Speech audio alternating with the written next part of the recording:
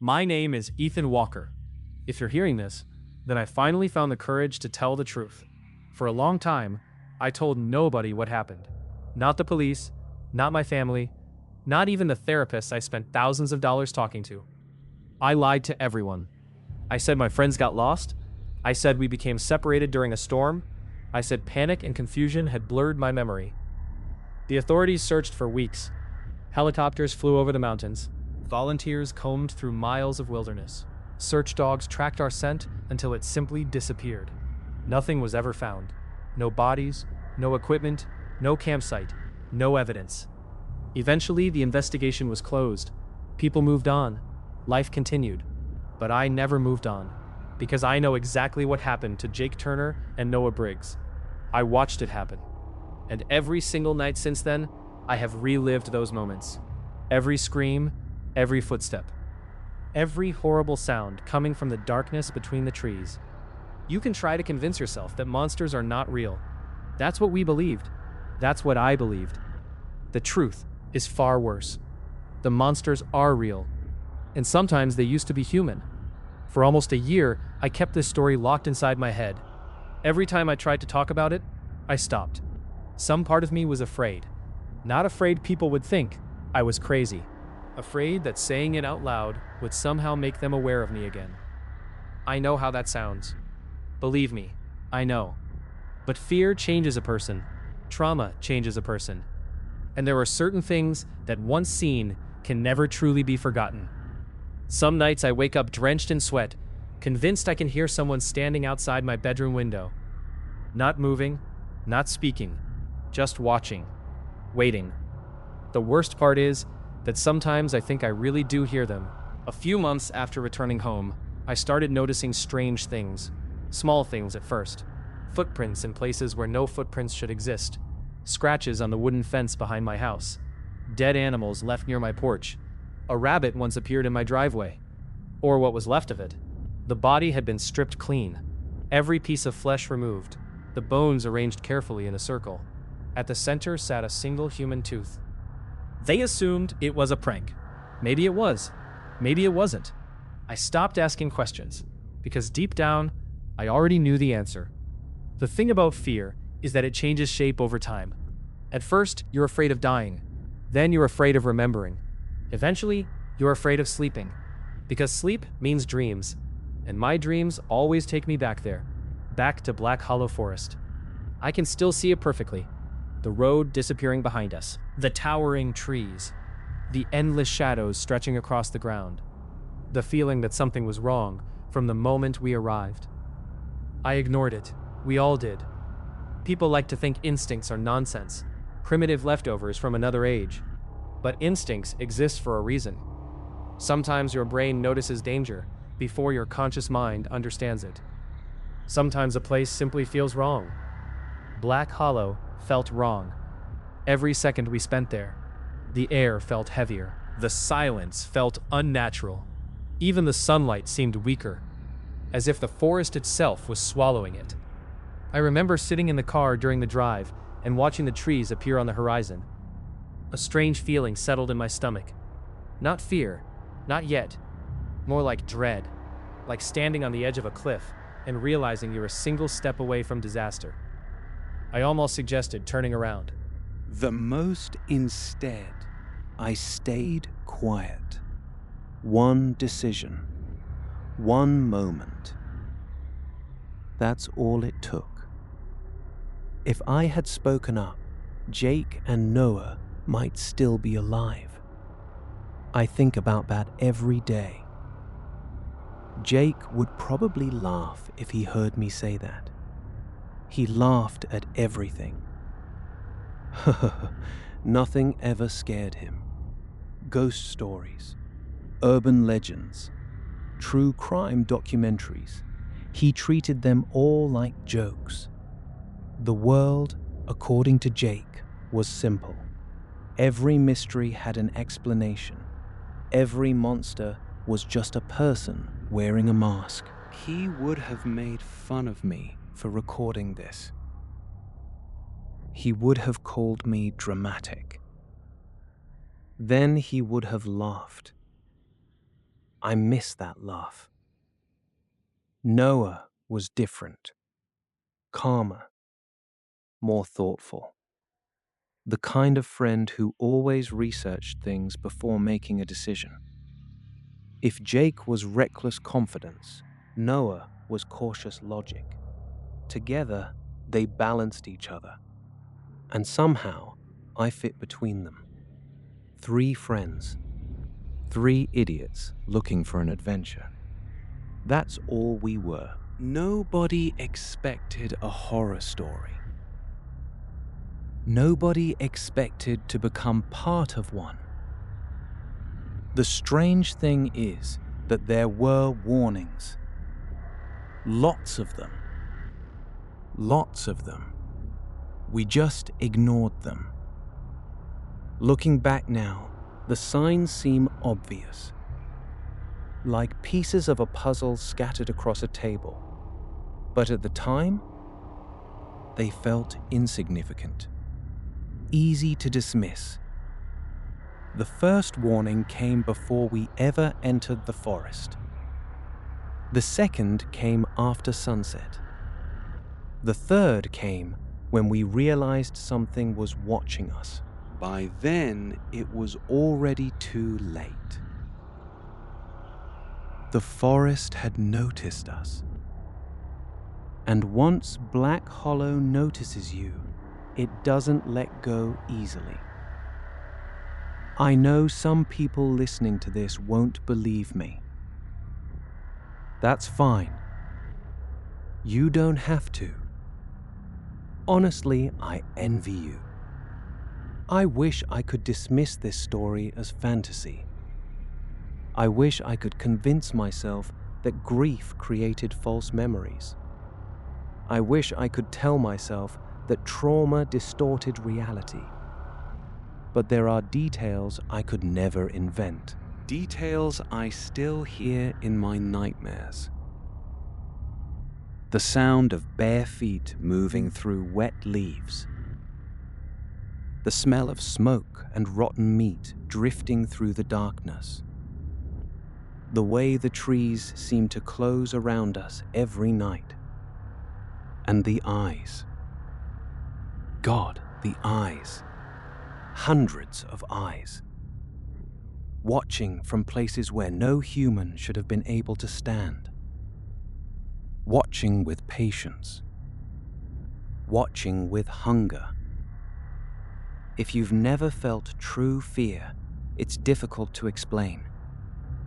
Movies get it wrong. Books get it wrong. Real fear isn't screaming. It isn't panic. Real fear is colder, quieter. It's the moment your body realizes you're prey. The moment every instinct begins screaming that something nearby wants to kill you.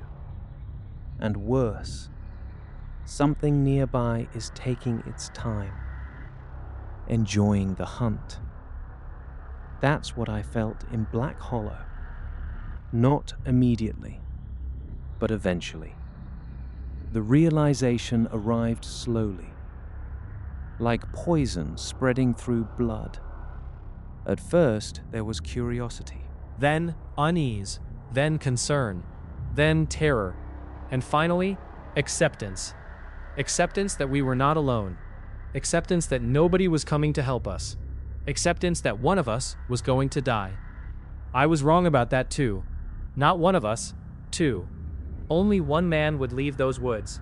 Only one would survive long enough to tell the story. Me.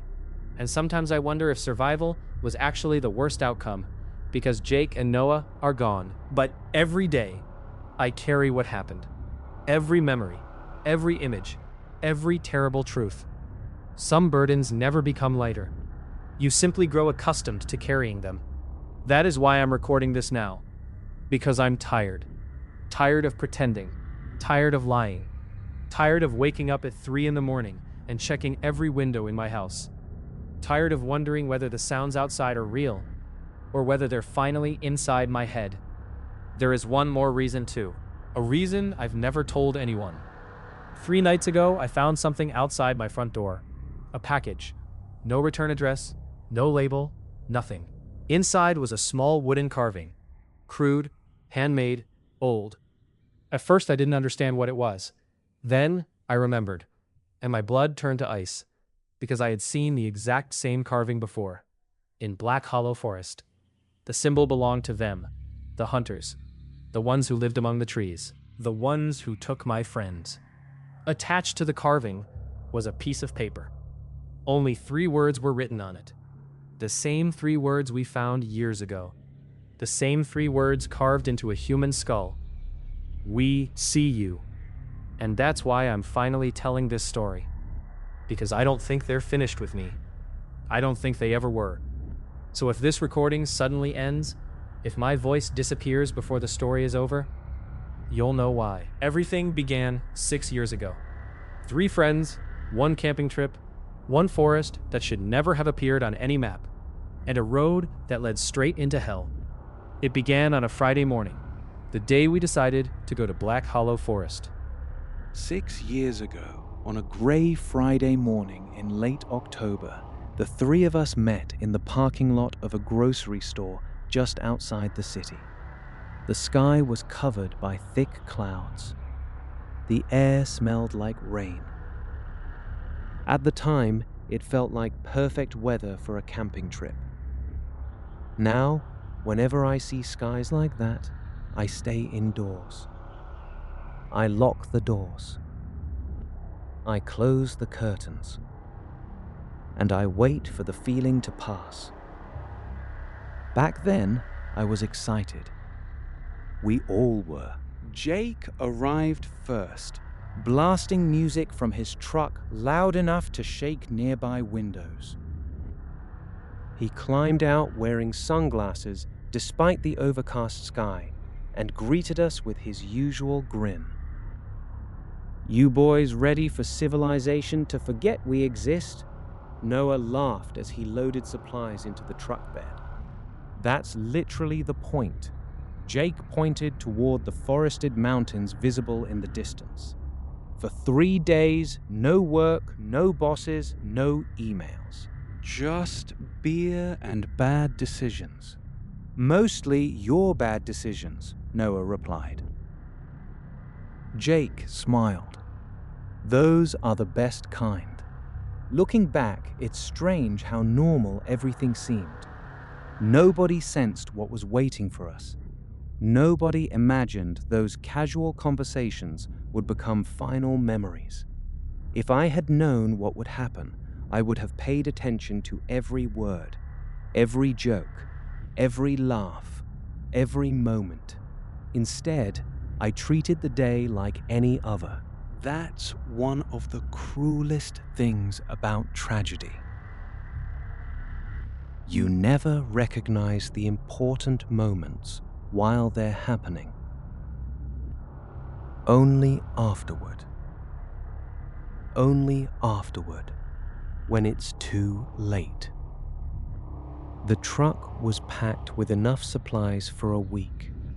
Tents, fishing gear, food, water, sleeping bags, flashlights, extra batteries, everything we could possibly need.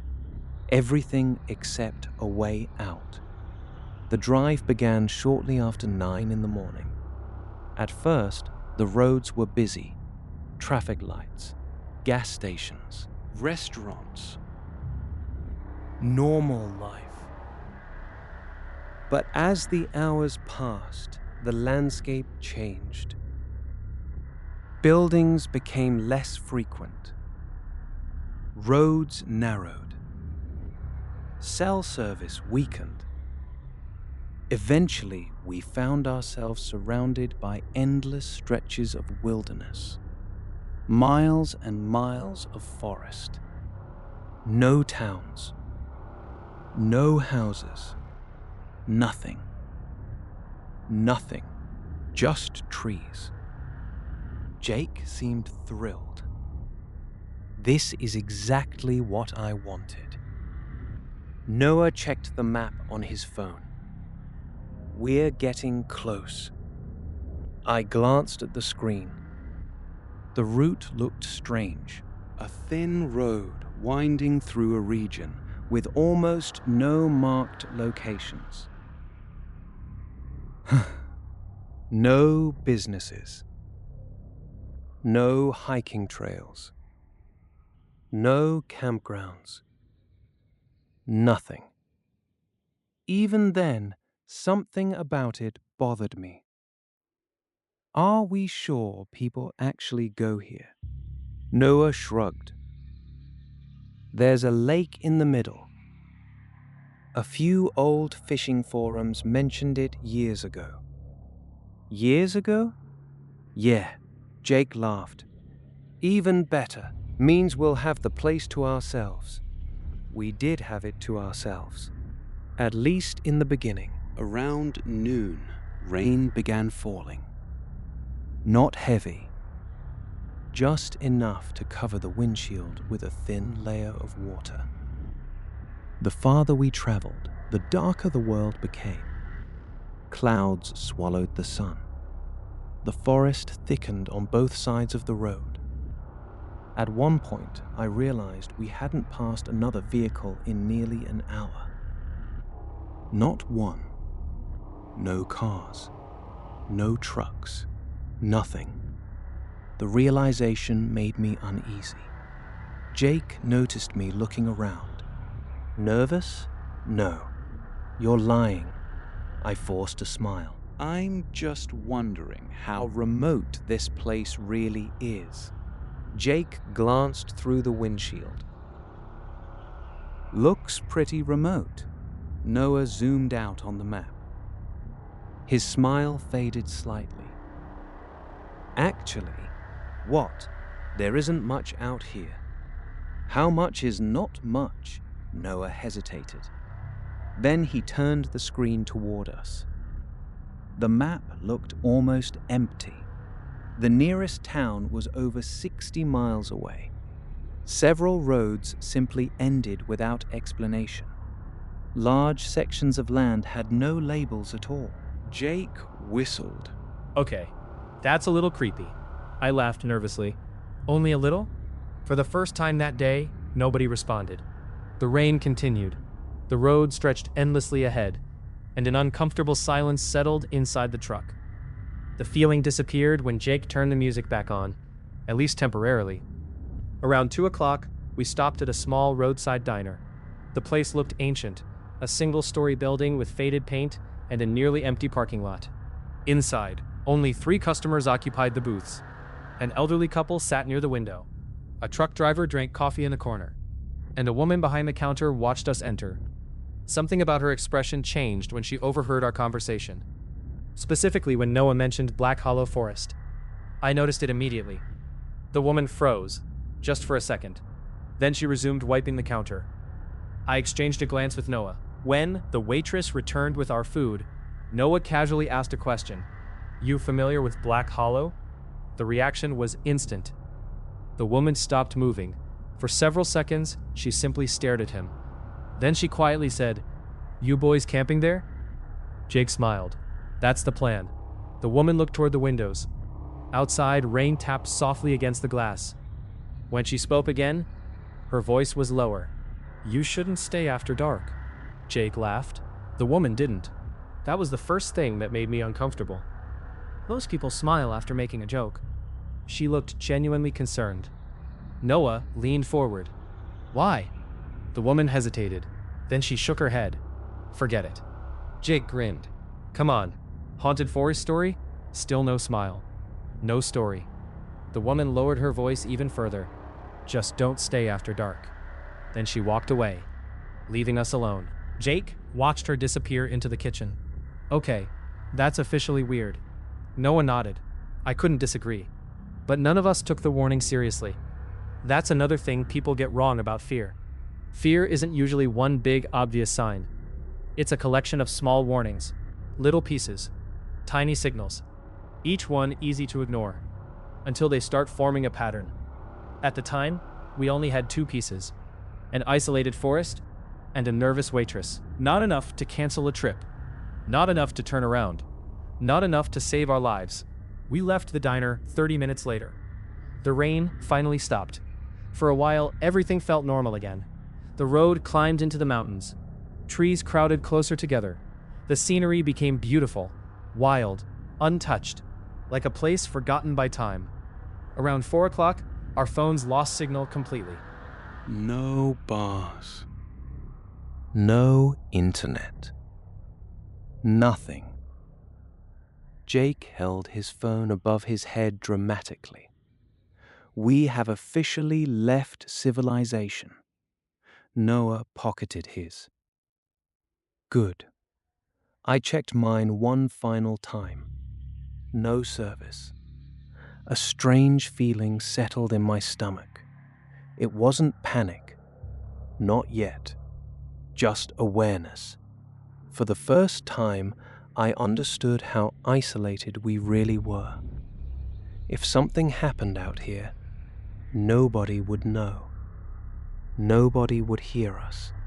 Nobody would help us. I pushed the thought away. An hour later, we reached the turnoff. The road leading toward Black Hollow.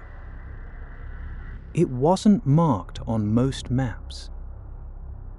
A narrow strip of cracked asphalt disappearing between towering trees.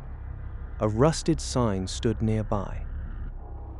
The lettering had almost completely faded. Almost. I could still make out a few words. Black Hollow. Beyond that, the paint had peeled away. Jake parked the truck briefly. The three of us stared at the entrance. The forest beyond looked unnaturally dark, as if evening had arrived there hours earlier. The trees were enormous. Older than anything I had ever seen. Their branches intertwined high overhead, forming a dense canopy that blocked much of the light. The shadows beneath them seemed deeper than they should have been. Almost solid. Noah finally broke the silence. Well. Jake smiled. This is it. Neither of them moved. Neither did I. For reasons I couldn't explain, none of us seemed eager to continue. The core saw me. The forest felt wrong. Not scary, not dangerous. Just wrong. As though something fundamental about the place didn't belong in the natural world. A gust of wind moved through the trees. Branches creaked overhead. And for a brief moment, I thought I heard something else. A distant sound, almost like whispering. Then it was gone. Jake shook his head. Okay, now I'm creeping myself out. He started the truck again. The engine growled. Slowly, we drove forward, though past the sign.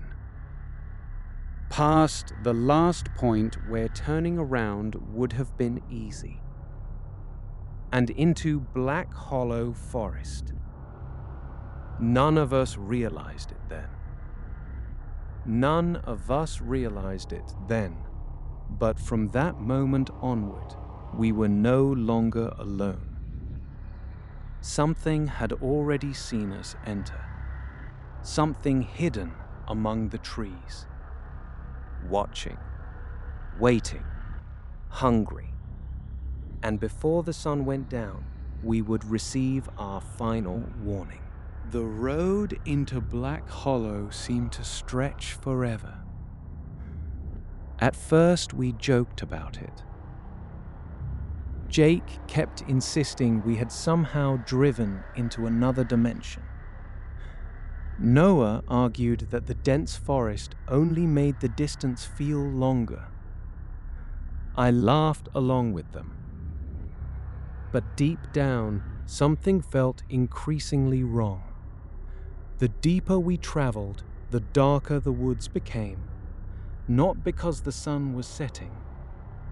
The darkness existed independently of the time of day. Even though it was barely 5 o'clock in the afternoon, the forest floor looked like twilight.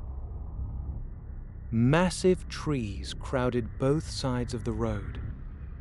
Their trunks were twisted and misshapen. Some appeared partially hollow. Others looked burned, despite showing no signs of recent fire. Many were covered in strange scars, long, vertical cuts running through the bark. At first, I assumed they were made by animals. Then I noticed how uniform they were. Too straight, too deliberate, almost as if someone had carved them. The further we drove, the more of them appeared. Hundreds, maybe thousands, everywhere. Deep grooves cut into ancient wood, symbols, patterns, marks. Noah eventually noticed them too. "You guys see that?" Jake glanced toward the nearest tree. "Yeah. What do you think they are?" Jake shrugged. "Probably old trail markers." But even he didn't sound convinced. The symbols didn't resemble anything practical. Some looked like circles. Others resembled crude human figures. A few appeared disturbingly similar to faces, expressions frozen in silent agony. Every time I looked directly at them, I felt uncomfortable, like I was staring at something I wasn't supposed to understand, something ancient, something hostile. The road narrowed further. Branches scraped against the sides of the truck. The forest pressed inward from every direction. It felt less like driving through nature and more like entering the throat of some enormous living thing. Then we saw the first animal. Then, or rather, what remained of it. A deer lay beside the road, dead. Its body appeared fresh, no signs of decay, no visible injuries, at least none we could see from the truck. Jake slowed down. "That's weird." Noah nodded. "Roadkill?" I stared at the carcass as we passed. Something about it bothered me, a lot. Then I realized why. The deer wasn't lying naturally. Its legs had been positioned beneath its body. Its head rested upright, almost as though someone had carefully arranged it. The image stayed with me long after it disappeared behind us. Eventually, the road curved around a hillside, and that's when we found the old gas station. At first, I thought it was abandoned. The building looked ancient. Weathered wood, broken windows, a rusted fuel pump leaning crookedly beside the road. The place seemed completely forgotten. A relic from another era. Then I noticed a vehicle parked nearby.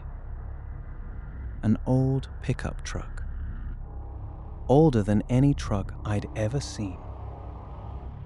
Jake slowed again.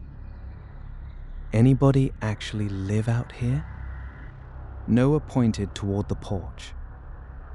Someone was sitting there, watching us. The figure remained perfectly still, even after we parked, even after the engine shut off, even after all three of us climbed out. The old man never looked away. For a moment, nobody moved. The atmosphere around the station felt strange, heavy. The forest surrounding it seemed unnaturally quiet. No birds, No insects. Nothing. Only wind moving through distant branches. Jake finally stepped forward. Afternoon. No response. The old man simply stared. His eyes looked pale, almost colorless. His face was deeply lined with age, not ordinary wrinkles, the kind carved by decades of hardship, the kind created by fear. Noah smiled politely.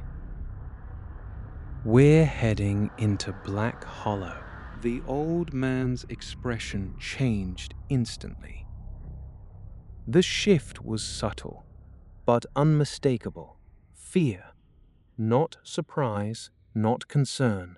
Fear. Real fear.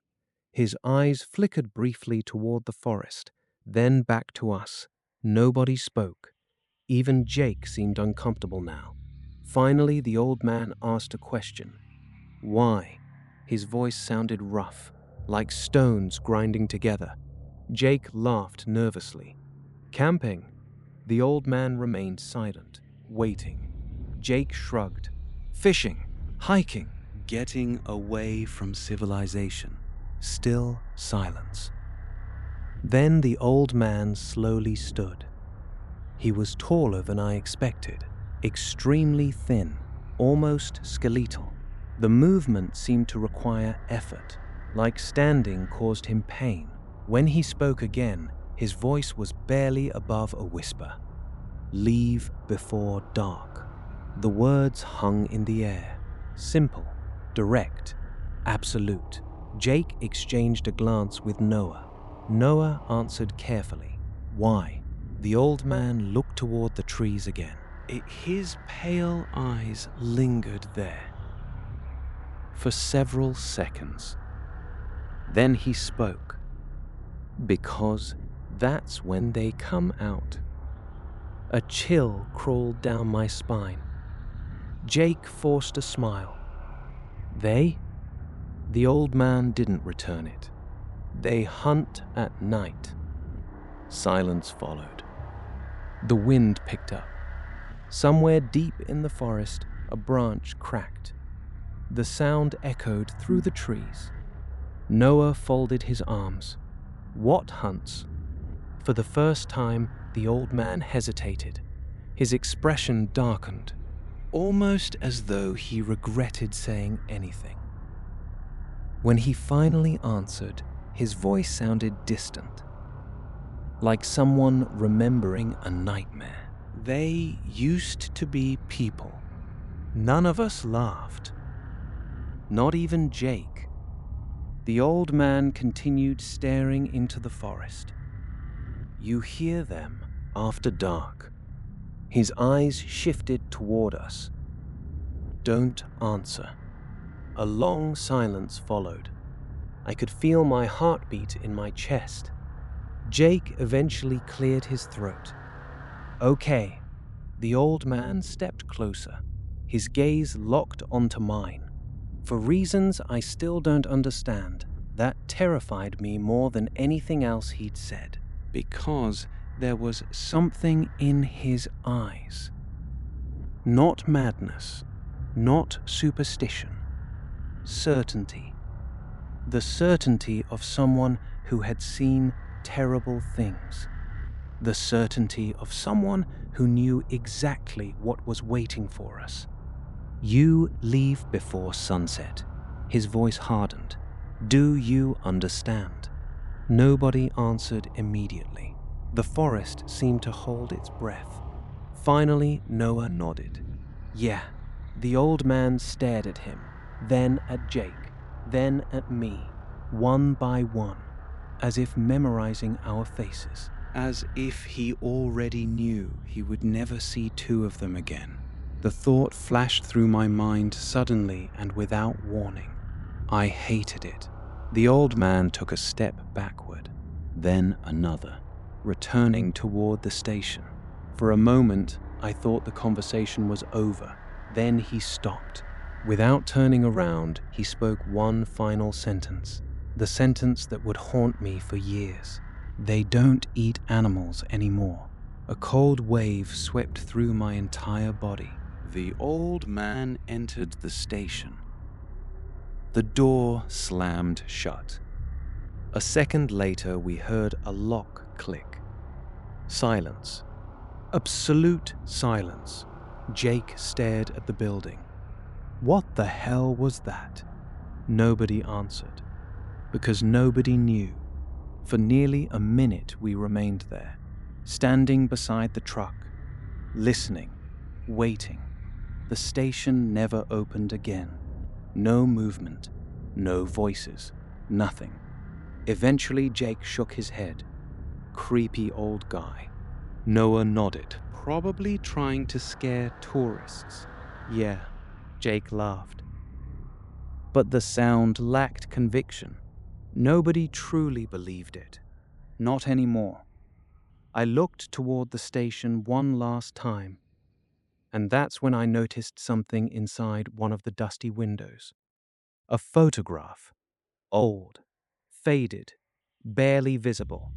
Several people stood together in front of the gas station. A family, perhaps. I couldn't make out many details. Only one thing stood out. There were more than a dozen people in the picture. Someone had scratched through every face except one. Deep gouges carved directly into the photograph. All except the old man's. A sudden feeling of dread washed over me. Then Noah called my name. I looked away. When I glanced back, the photograph was gone. Maybe I'd imagined it, maybe not. We climbed into the truck. The engine started. Slowly, we continued deeper into Black Hollow. None of us said much after that. The old man's warning lingered in the air. Like smoke. Like a bad smell that refused to disappear. Outside, daylight continued fading. The trees grew taller. The shadows grew deeper. And somewhere beyond those endless woods, unseen eyes followed our progress, watching, waiting, patient, because predators understand something prey never does. Eventually, everyone makes a mistake, and by the time we reached the lake, our first mistake had already been made. We had ignored the warning. The second mistake would be far worse. We decided to stay. By the time we reached the lake, the sun was sinking behind the mountains. The sky glowed with streaks of orange and red. For the first time since entering Black Hollow, the forest actually looked beautiful, almost peaceful. Looking back, I think that's what made the place so dangerous. It didn't appear evil. It didn't look like the setting of a nightmare. It looked like the perfect place to escape the world. And maybe that was exactly the point. The lake sat in the middle of a large clearing surrounded by towering pines. Its surface was smooth as glass. Not a single ripple disturbed the water. The trees reflected perfectly in the stillness. At first glance, the location seemed untouched. Pristine, hidden, like a secret place no one else knew existed. Jake stepped out of the truck and stretched. Now this is what I'm talking about. Noah smiled. Not bad. Even I felt some of my tension disappear. The old man's warning suddenly seemed ridiculous. The forest wasn't filled with monsters. It was just a forest. Dark, remote, unusual. But still, just a forest. At least, that's what I told myself. We unloaded our gear and started setting up camp. The work distracted us. Tent poles clicked into place, sleeping bags were unpacked, firewood was gathered. For nearly an hour, everything felt normal. Completely normal. The kind of afternoon people remember fondly years later. Friends laughing, fresh air, the smell of pine trees, no phones, no responsibilities, nothing but wilderness. If the story had ended there, it would have been one of the best trips of our lives. But something strange happened as evening approached. Something subtle. At first, nobody noticed. Then, all three of us noticed at the same time. The silence. Not ordinary silence. Not the peaceful quiet of nature. Something deeper. Wrong. Jake was the first to mention it. Do you hear that? Noah looked up from the fire pit. Hear what? Exactly. The three of us listened. Nothing. No birds, no insects, no frogs near the lake, no rustling animals, no distant calls. Nothing. The forest wasn't merely quiet. It was empty. As if every living thing had abandoned the area. The realization unsettled me immediately, because forests are never truly silent. Not healthy ones. There's always something. Wind, birds, bugs, movement, life. Black Hollow had none of it. Only stillness. A dead stillness. The kind you find in abandoned buildings. Or graveyards. Jake kicked at the dirt. Okay, that's weird. Noah nodded. I'll admit it. That's weird. I found myself staring into the tree line. The darkness between the trunks seemed thicker now. More substantial. Like something physical. A place sunlight refused to enter. Then the feeling passed. The moment ended. Jake cracked open a beer and declared the atmosphere officially too creepy for free. We laughed, and just like that, normality returned. For a while. The fire was burning strongly by sunset. Orange flames danced across the clearing.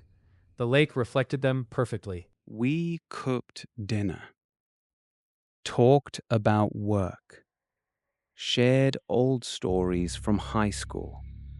The kind of stories you've heard 100 times but still enjoy hearing again. For nearly 2 hours, everything felt fine.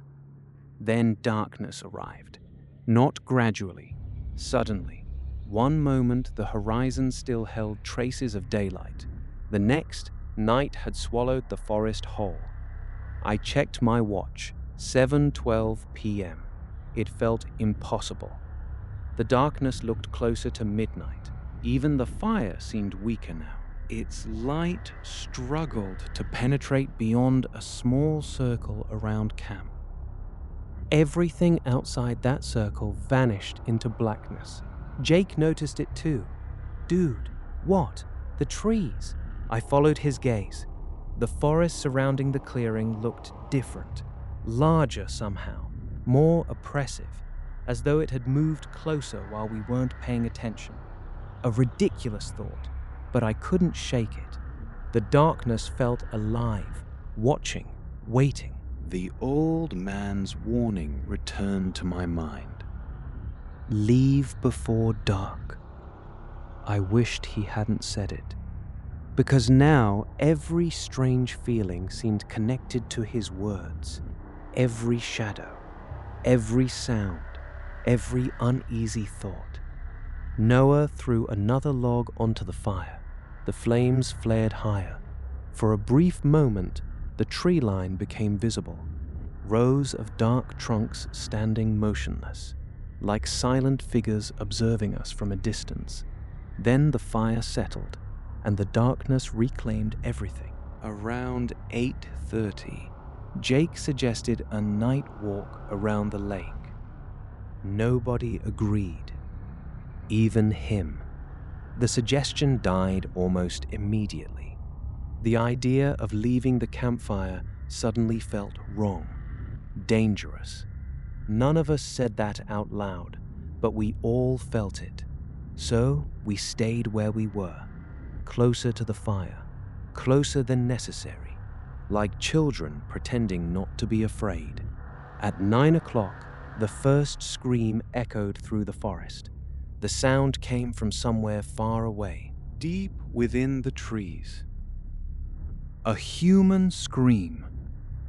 Long, desperate, filled with absolute terror. The conversation stopped instantly. Every muscle in my body locked.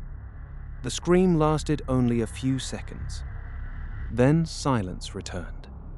Jake stared into the darkness. Nobody moved. Nobody spoke. Finally, he cleared his throat. Fox. Noah looked at him. That wasn't a fox. Jake hesitated. No, it wasn't. Another silence. Longer this time. The fire crackled softly. Beyond its glow, the forest remained motionless, watching, listening. The scream didn't repeat. No footsteps followed. Nothing emerged from the darkness. Yet the atmosphere had changed. The illusion of safety was gone. Something about that scream felt wrong. Not because it sounded human, because it sounded unfinished, cut off, as if whatever had made the sound never had the chance to finish screaming. I remember looking toward the lake. The water remained perfectly still, not a single ripple, not even from the wind. The surface reflected the moon like polished glass. Then I noticed something, a shape far across the lake, standing among the trees. At first I thought it was a stump. Then the shape moved, just slightly. My stomach tightened. "Guys," Jake looked over. "What?" I pointed. There. Both men turned toward the opposite shoreline. For several seconds, nobody spoke. The shape remained motionless, tall, thin, barely visible between the trees. Then it stepped backward and disappeared. Jake immediately stood. "What the hell was that?" Noah grabbed a flashlight. The beam swept across the lake. Nothing. No figure. No movement. Just trees. Endless trees. Jake frowned. Probably another camper. The words sounded weak. Even he knew it. Who would camp out here? Who would stand silently in the darkness watching strangers? Nobody. Unless they weren't strangers, or weren't campers. A cold sensation settled in my chest. The feeling of being observed. I couldn't shake it. Every time I looked toward the tree line, I imagined faces hidden there, watching us, studying us, waiting for something. Around 10:30, we decided to get some sleep. Nobody wanted to admit how uncomfortable they felt, but we were all exhausted. The tents sat only a few feet from the fire pit, closer than originally planned, as if proximity could somehow protect us. Jake and Noah shared the larger tent. I took the smaller one. Before climbing inside, I looked around the clearing one last time. The fire had burned low. Its light flickered weakly across the ground. Beyond that circle of orange glow, darkness ruled everything. The lake, the trees, the mountains, gone, swallowed. For a brief moment, I thought I saw movement near the forest edge, a shadow shifting between trunks. Then it vanished. I told myself it was imagination, nothing more. I crawled into my sleeping bag and zipped the tent closed. Outside, the forest remained silent. No insects, no animals, no wind. Just stillness. An unnatural stillness. I closed my eyes. Sleep should have come easily. It didn't. Minutes passed, then an hour, maybe more. I couldn't stop thinking about the scream, or the figure across the lake, or the old man's warning. Eventually, I drifted into a light, restless sleep, and sometime after midnight, I was awakened by the sound of footsteps, slow, deliberate, moving just outside the camp.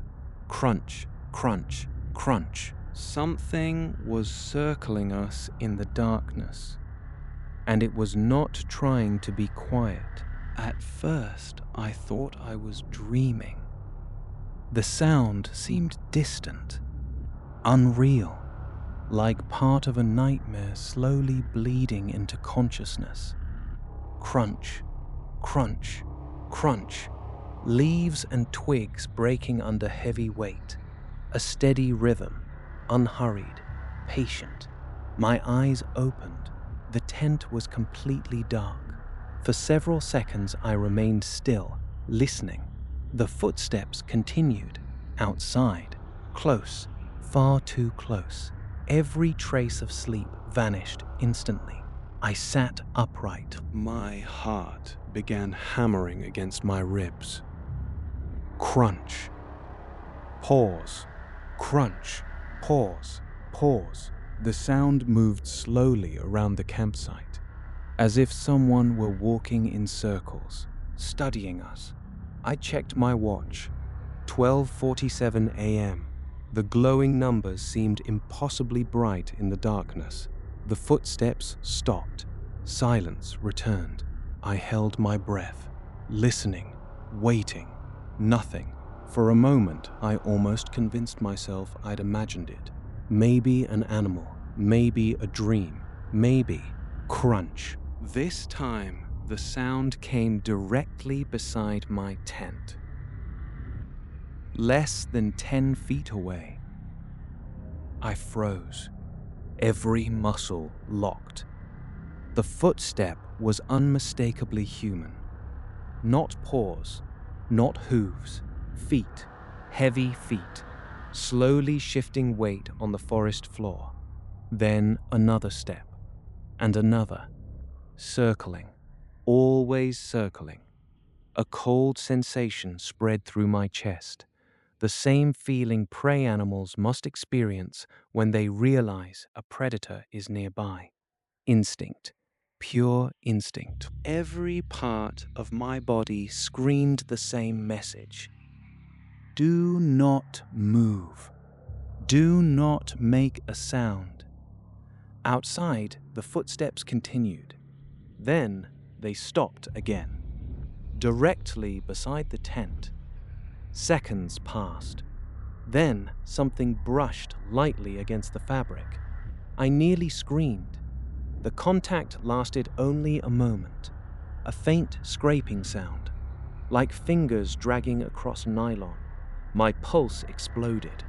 I grabbed the flashlight beside my sleeping bag. The beam remained off. Part of me desperately wanted to switch it on. The other part was terrified of what it might reveal. The silence outside deepened. No movement, no breathing, nothing. Then came another sound, a whisper, so faint I almost missed it. A voice, human, somewhere beyond the tent wall, speaking softly in the darkness. I couldn't understand the words, only fragments, broken sounds, like someone attempting to imitate language they barely remembered. The whisper moved, slowly circling the tent, accompanying the footsteps. My entire body trembled. The old man's warning exploded into my mind. You hear them after dark. Don't answer. For the first time since entering Black Hollow, genuine fear took hold of me. Not discomfort, not unease. Fear, raw and absolute. The whispering continued, soft, persistent, wrong. I don't know how else to describe it. The voice sounded human, yet something about it felt unnatural, as though the speaker were copying human speech rather than actually using it. Then another voice joined the first, and another. My blood turned to ice. There wasn't one person outside. There were several, maybe more. The whispers overlapped, moving through the darkness around camp, circling, watching, waiting. I finally couldn't take it anymore. With shaking hands, I clicked on the flashlight. The beam illuminated the tent interior.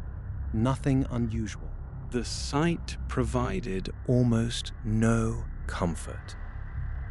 Slowly, I unzipped the entrance. The sound seemed deafening. The whispering stopped instantly. Silence. Absolute silence. I hesitated. then pushed the flap open. Cold air rushed inside. For several seconds, I saw nothing. The campfire had nearly died. Only glowing embers remained. The clearing appeared empty. No figures, no movement, no sign of whoever had been outside. Relief flooded through me. Then I looked toward the tree line and saw the eyes. At first I thought they were reflections, moonlight catching on something in the darkness. Then I realized they were staring back. Dozens of them. Pairs of pale eyes scattered among the trees. Motionless. Unblinking. My breath caught in my throat. There were too many. Far too many.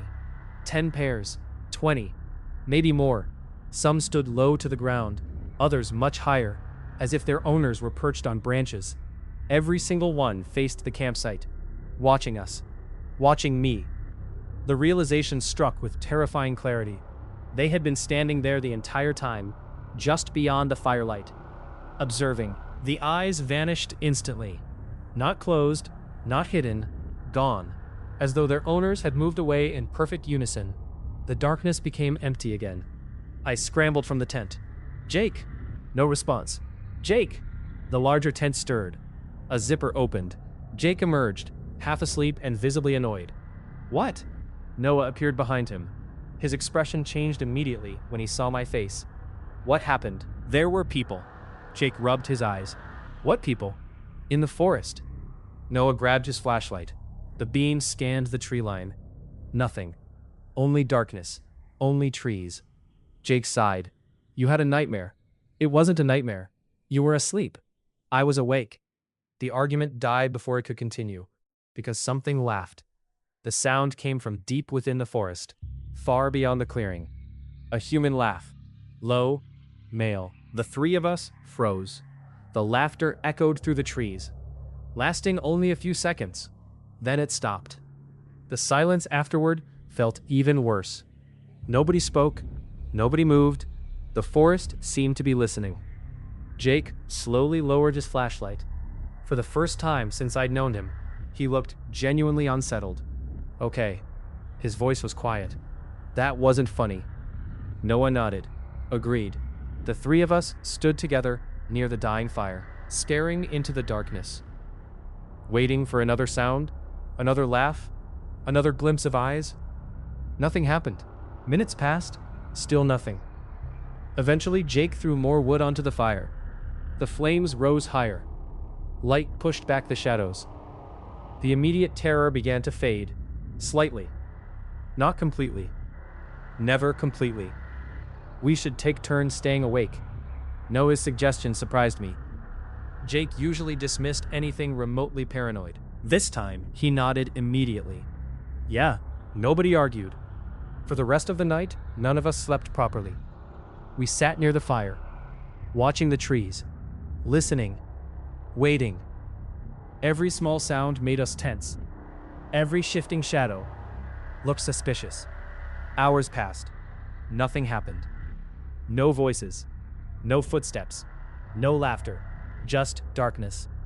Eventually, exhaustion won.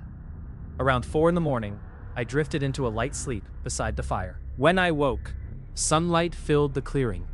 Morning had arrived. For a few moments, everything seemed normal again. The forest looked harmless. The lake sparkled beneath the rising sun. Birds still hadn't returned. But somehow, daylight made that easier to ignore. Jake stretched and yawned. Well, Noah looked equally exhausted. We survived. Jake laughed. Maybe your forest monsters are nocturnal. I managed a weak smile. The events of the night already felt distant. Part of me wondered whether fear had exaggerated everything. Maybe there had been hikers nearby. Maybe the eyes belonged to animals. Maybe. Then Noah noticed something near the edge of camp. His expression changed immediately. Ethan. I followed his gaze. Something lay in the dirt beside the fire pit. A footprint, human, barefoot, large, fresh. The soil around it remained damp from the previous day's rain. The details were perfectly visible. Toes, arch, heel, every detail.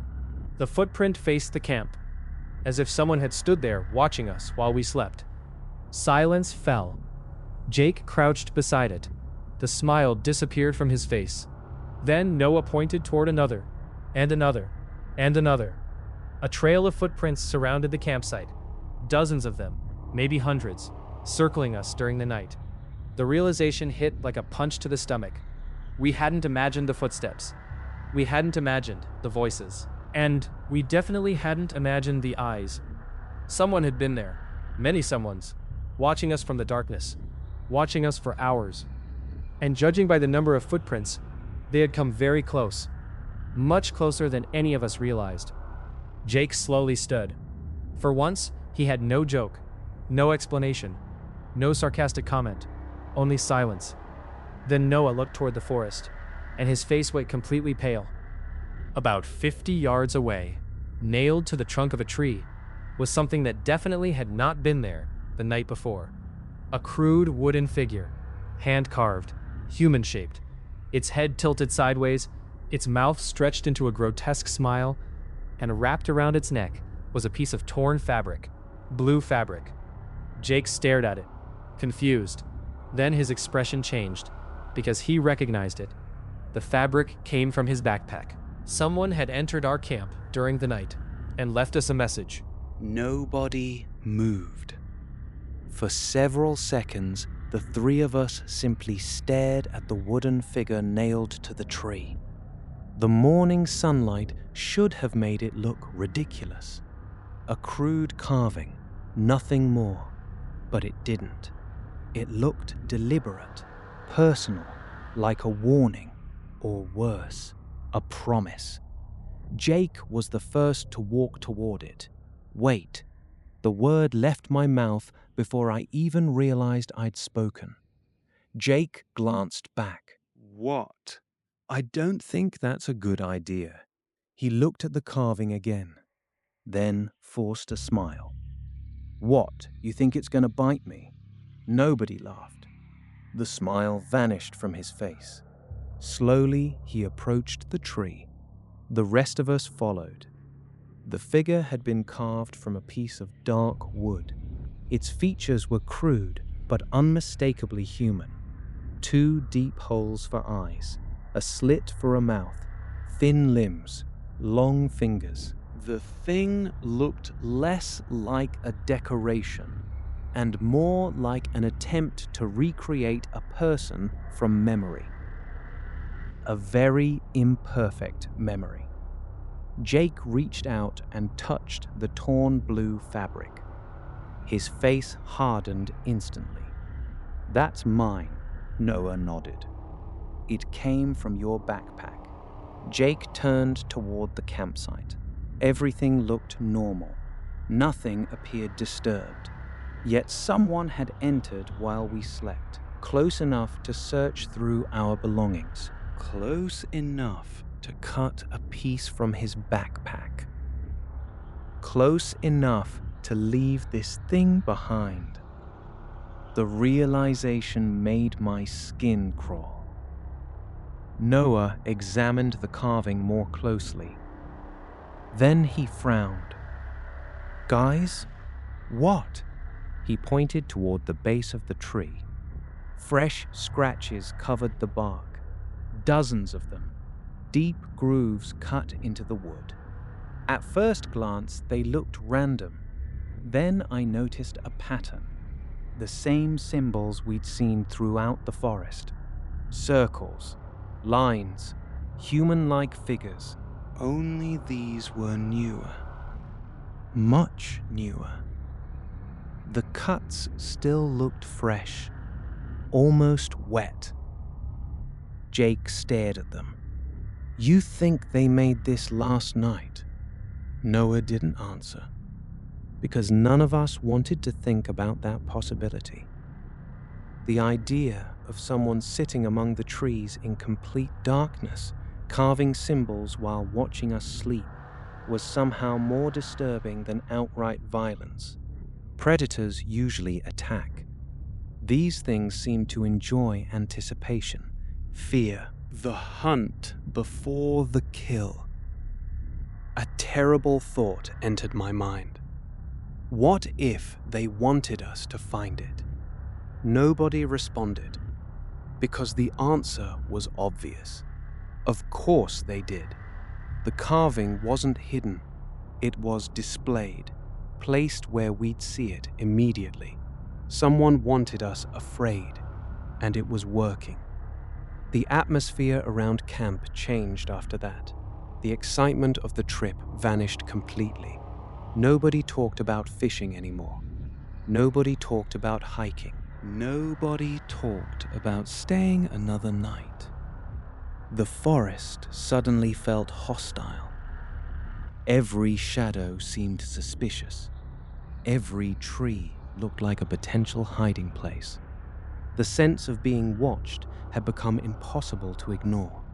Around 10 in the morning, Noah suggested something. We should leave. The words came as a relief. Even Jake nodded. Yeah, no arguments, no hesitation. Whatever curiosity had brought us to Black Hollow was gone.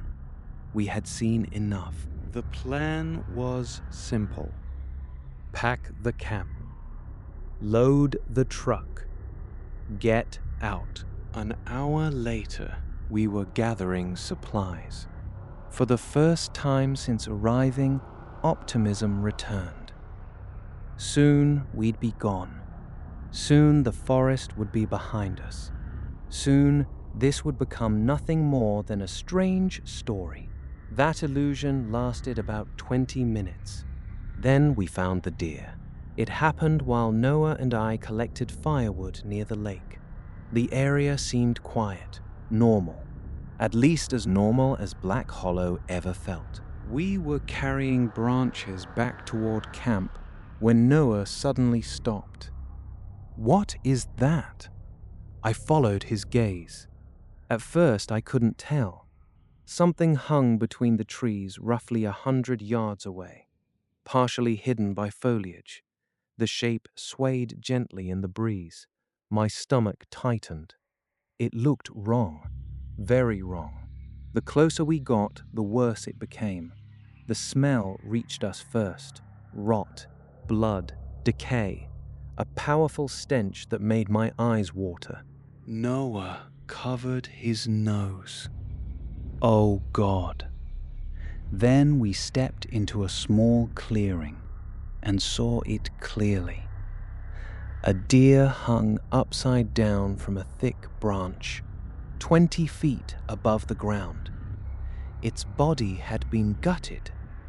The stomach opened from chest to pelvis. Most of the flesh was gone. Ribs protruded from torn skin. Flies swarmed every exposed surface. The carcass rotated slowly in the wind, turning, turning, turning. I nearly vomited. Noah looked equally sick. What the hell? The sight alone was horrifying. Then we noticed the cuts. Clean cuts. Precise cuts. The kind made by knives. Not claws. Not teeth. Tools. Human tools. Someone had butchered the animal. Carefully. Professionally. The realization sent a chill through my entire body. Noah slowly stepped forward, then froze. Ethan! His voice sounded strained. Look down. I followed his gaze. The ground beneath the hanging deer was covered with bones. At first, I assumed they belonged To the animal. Then I saw the skull. Human. There was no mistaking it. A human skull partially buried beneath leaves. Nearby lay ribs, vertebrae, fragments of arms and legs, dozens of bones scattered across the forest floor. My mind refused to process what I was seeing. Noah crouched carefully. His face had gone pale. Then he picked up something half hidden beneath the leaves. A child's sneaker. Tiny, dirty, old. My blood turned to ice. For several seconds, neither of us spoke. The forest around us seemed impossibly quiet, as if the entire world had stopped. Then a branch snapped somewhere nearby. The sound exploded through the silence. Both of us jumped. Noah immediately turned. "Did you hear that?" I nodded. The sound had come from the trees, close, very close. We scanned the forest. Nothing moved, nothing visible.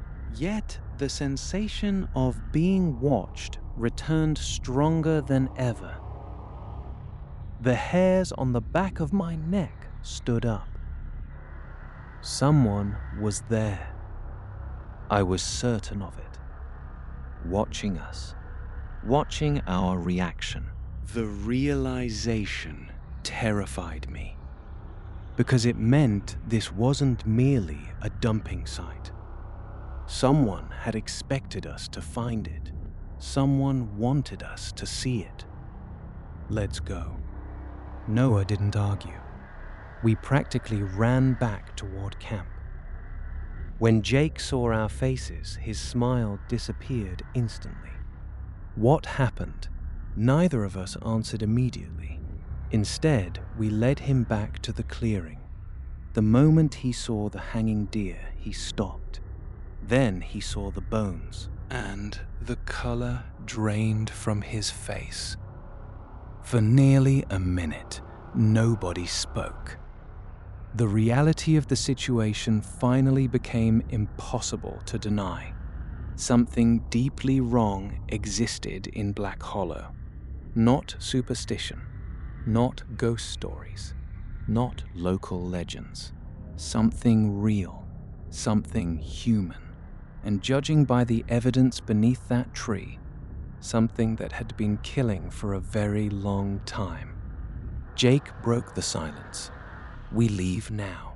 No hesitation, no discussion, no debate, just certainty. And for the first time since arriving, I completely agreed. We turned around and headed back toward camp. Fast. Every shadow now looked threatening. Every distant tree felt occupied. Every strange shape became a potential threat. The forest seemed different, less like wilderness, more like territory, someone else's territory. The feeling intensified with every step. When we finally reached the clearing, relief flooded through me. The campsite appeared exactly where we'd left it. Safe, familiar. Then I noticed something wrong. Very wrong. I stopped walking. Jake nearly bumped into me. "What?" I pointed. The words caught in my throat. The clearing was empty. Completely empty. For a moment, my brain refused to understand what I was seeing. The tents were gone. Both of them.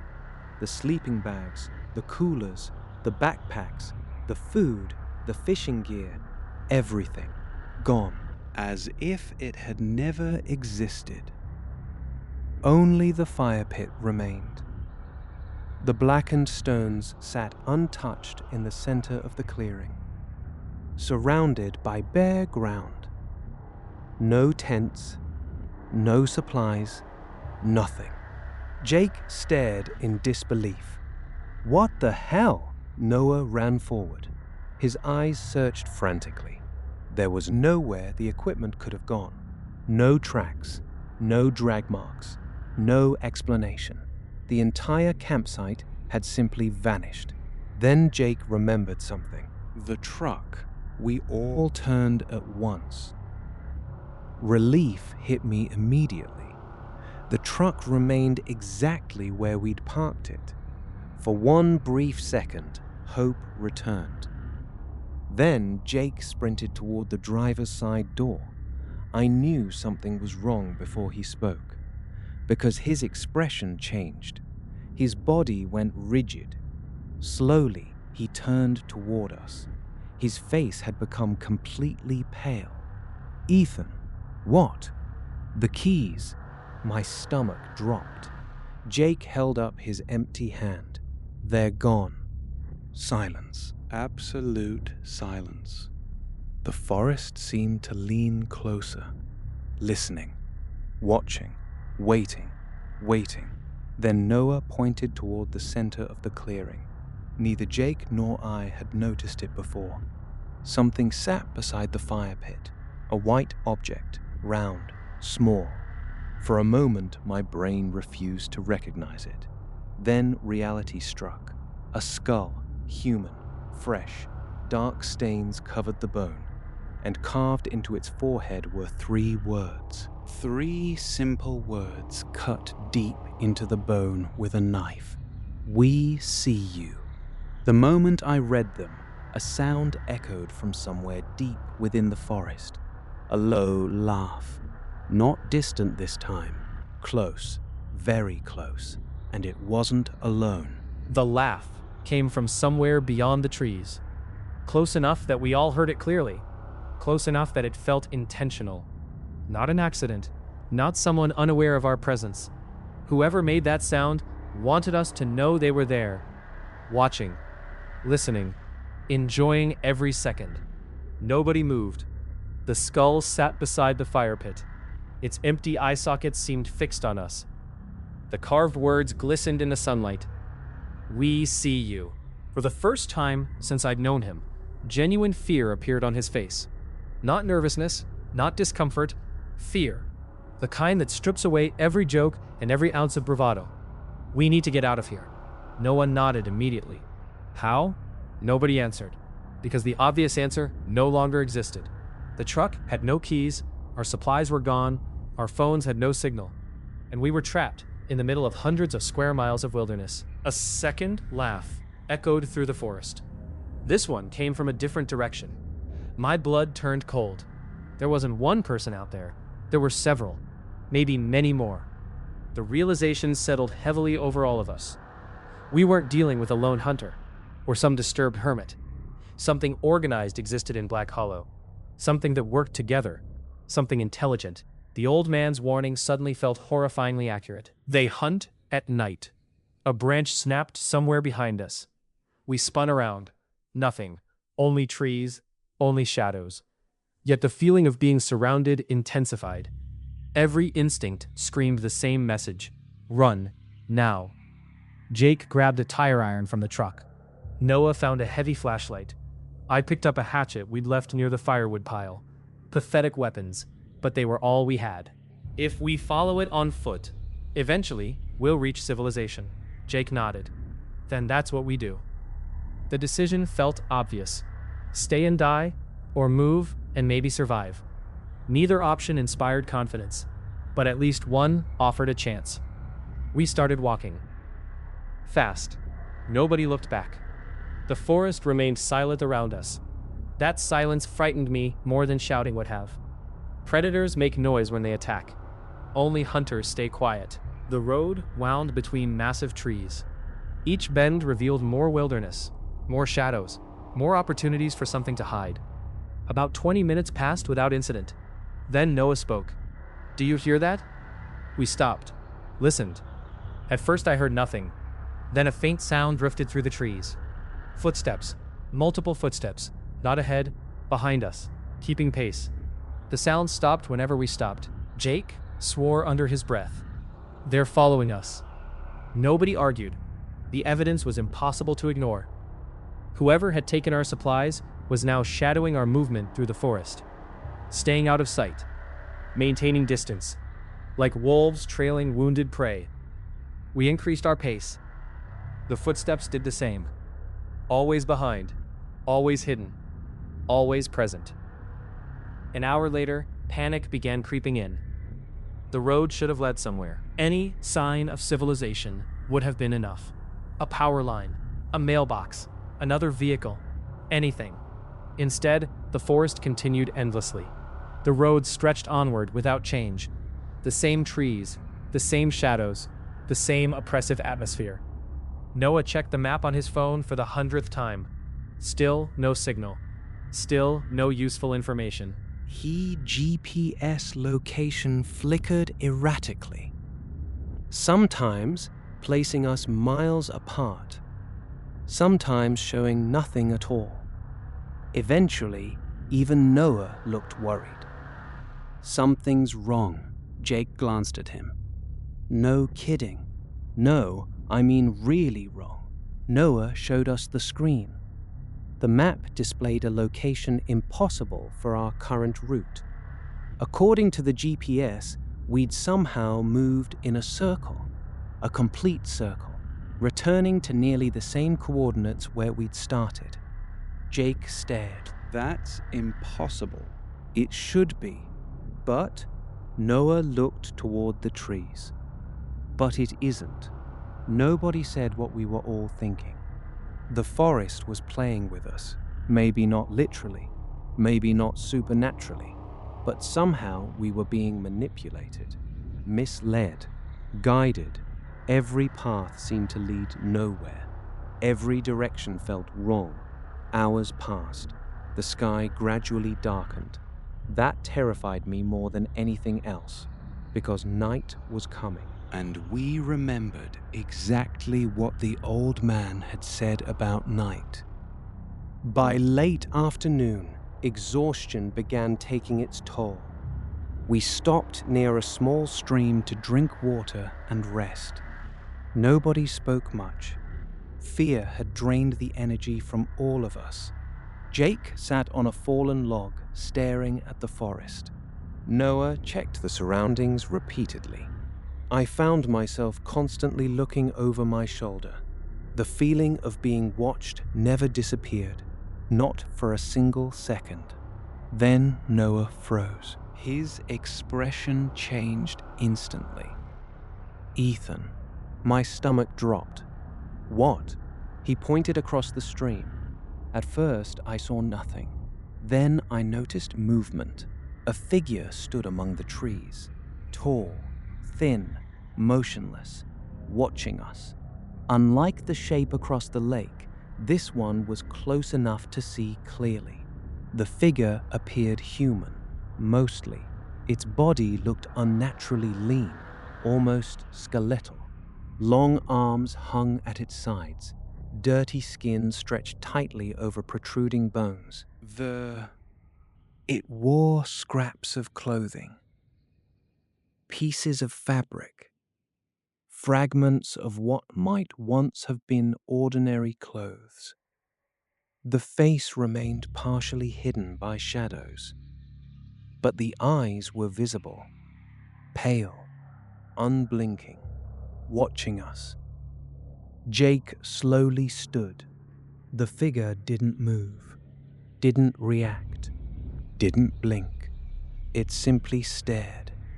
Then another appeared, to the left, then another, and another. My pulse exploded. 4 figures now stood among the trees, silent, motionless, observing. Noah whispered the words none of us wanted to say. Oh my God! The figures looked human, yet something about them felt deeply wrong. The proportions, the posture, the stillness, like people who had forgotten how people were supposed to behave. Jake raised the tire iron. "Hey!" The figures didn't react. "Hey!" Nothing. No fear, no surprise, only watching. Then one of them smiled. I still see that smile in my nightmares. Too wide, far too wide, stretching unnaturally across a gaunt face. A smile completely devoid of warmth. A predator's smile. The figure opened its mouth and produced a sound. Not speech, an imitation of speech. Broken words, fragments, like a recording played incorrectly. Hell! Help! My entire body went numb. The voice sounded wrong. Every syllable twisted, distorted, artificial. The creature wasn't asking for help. It was copying someone who had once asked for help, repeating sounds it had heard before. Jake stepped backward. The smiling figure tilted its head. then repeated the phrase, "Help, help." Another figure joined in. Then another. Suddenly all four were whispering, repeating the same words, over and over, broken voices echoing through the forest. A horrifying realization struck me. The old man had warned us, if you hear them after dark, don't answer. These things copied people, copied voices, copied language, maybe copied screams, maybe copied anything they heard. My stomach twisted. How many voices had they collected? How many victims? The whispering stopped. Silence returned. Then all four figures took a step forward, together, perfectly synchronized. That was enough. Run. I don't remember who shouted it. Maybe all three of us. We turned and sprinted. Branches whipped against our faces. Leaves exploded beneath our feet. Behind us came movement, lots of movement, crashing through the forest, fast, far faster than anything that Finn should have been able to move. The hunt had finally begun. And for the first time since entering Black Hollow, we saw the truth. The things living in those woods weren't ghosts. They weren't legends. They weren't monsters from stories. They were people. Or at least they had been once. Now they were something else entirely, something hungry. And they had decided to stop watching. Now they were coming for us. We ran until our lungs felt like they were on fire. Branches clawed at our faces. Roots reached from the earth like skeletal fingers. Several times I nearly fell. Several times I heard Noah stumble behind me, but none of us stopped, because the sounds chasing us never stopped. Crashing, footsteps, movement through the trees, dozens of them, maybe more.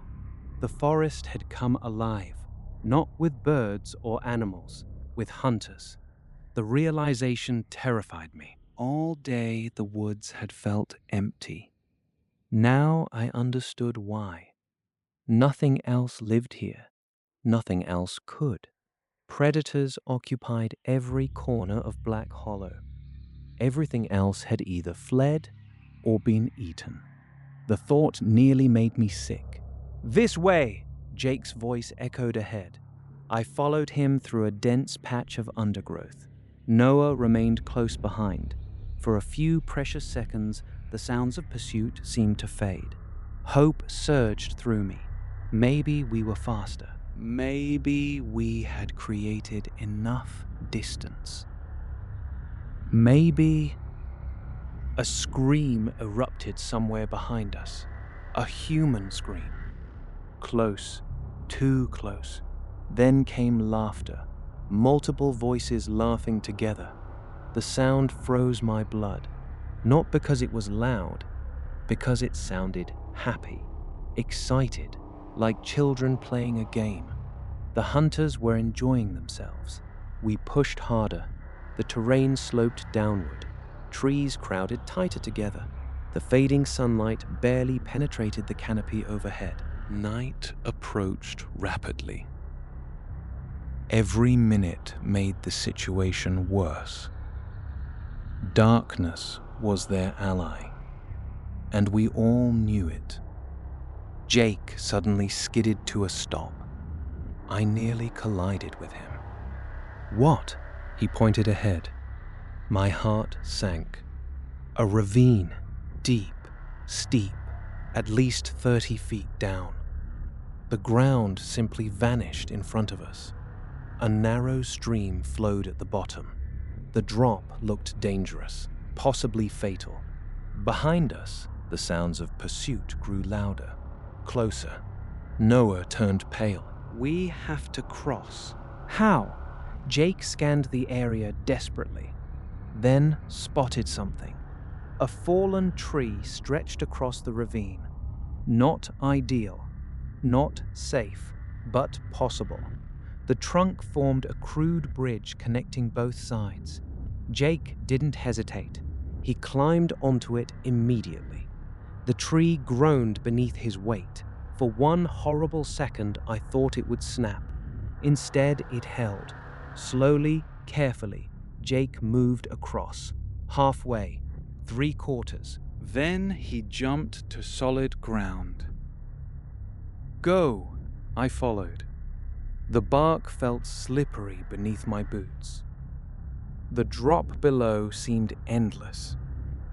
I forced myself not to look down. One step, another. The trunk shifted slightly. My stomach lurched, but I kept moving. Finally, I reached the other side. Relief flooded through me. Then I looked back. Noah had just begun crossing, and something emerged from the trees. A hunter, the first one we'd seen up close. My blood turned to ice. It moved onto the path behind Noah. Tall, thin, almost naked. Its skin looked gray beneath the fading light. Long strands of filthy hair hung around a gaunt face. Its ribs protruded visibly beneath stretched flesh. Yet despite appearing starved, it moved with terrifying speed. And its eyes, God, its eyes, pale, almost white, completely empty. No humanity remained inside them. The hunter stopped at the edge of the ravine, watching Noah cross. Then another appeared, and another. Within seconds, 6 figures stood among the trees, motionless, observing. The hunters made no attempt to cross, no attempt to attack. They simply watched. The behavior somehow felt worse. Predators confident in their success rarely hurry. Noah continued across the trunk, halfway, then 2/3, almost there. I extended my hand. "Come on!" He reached toward me.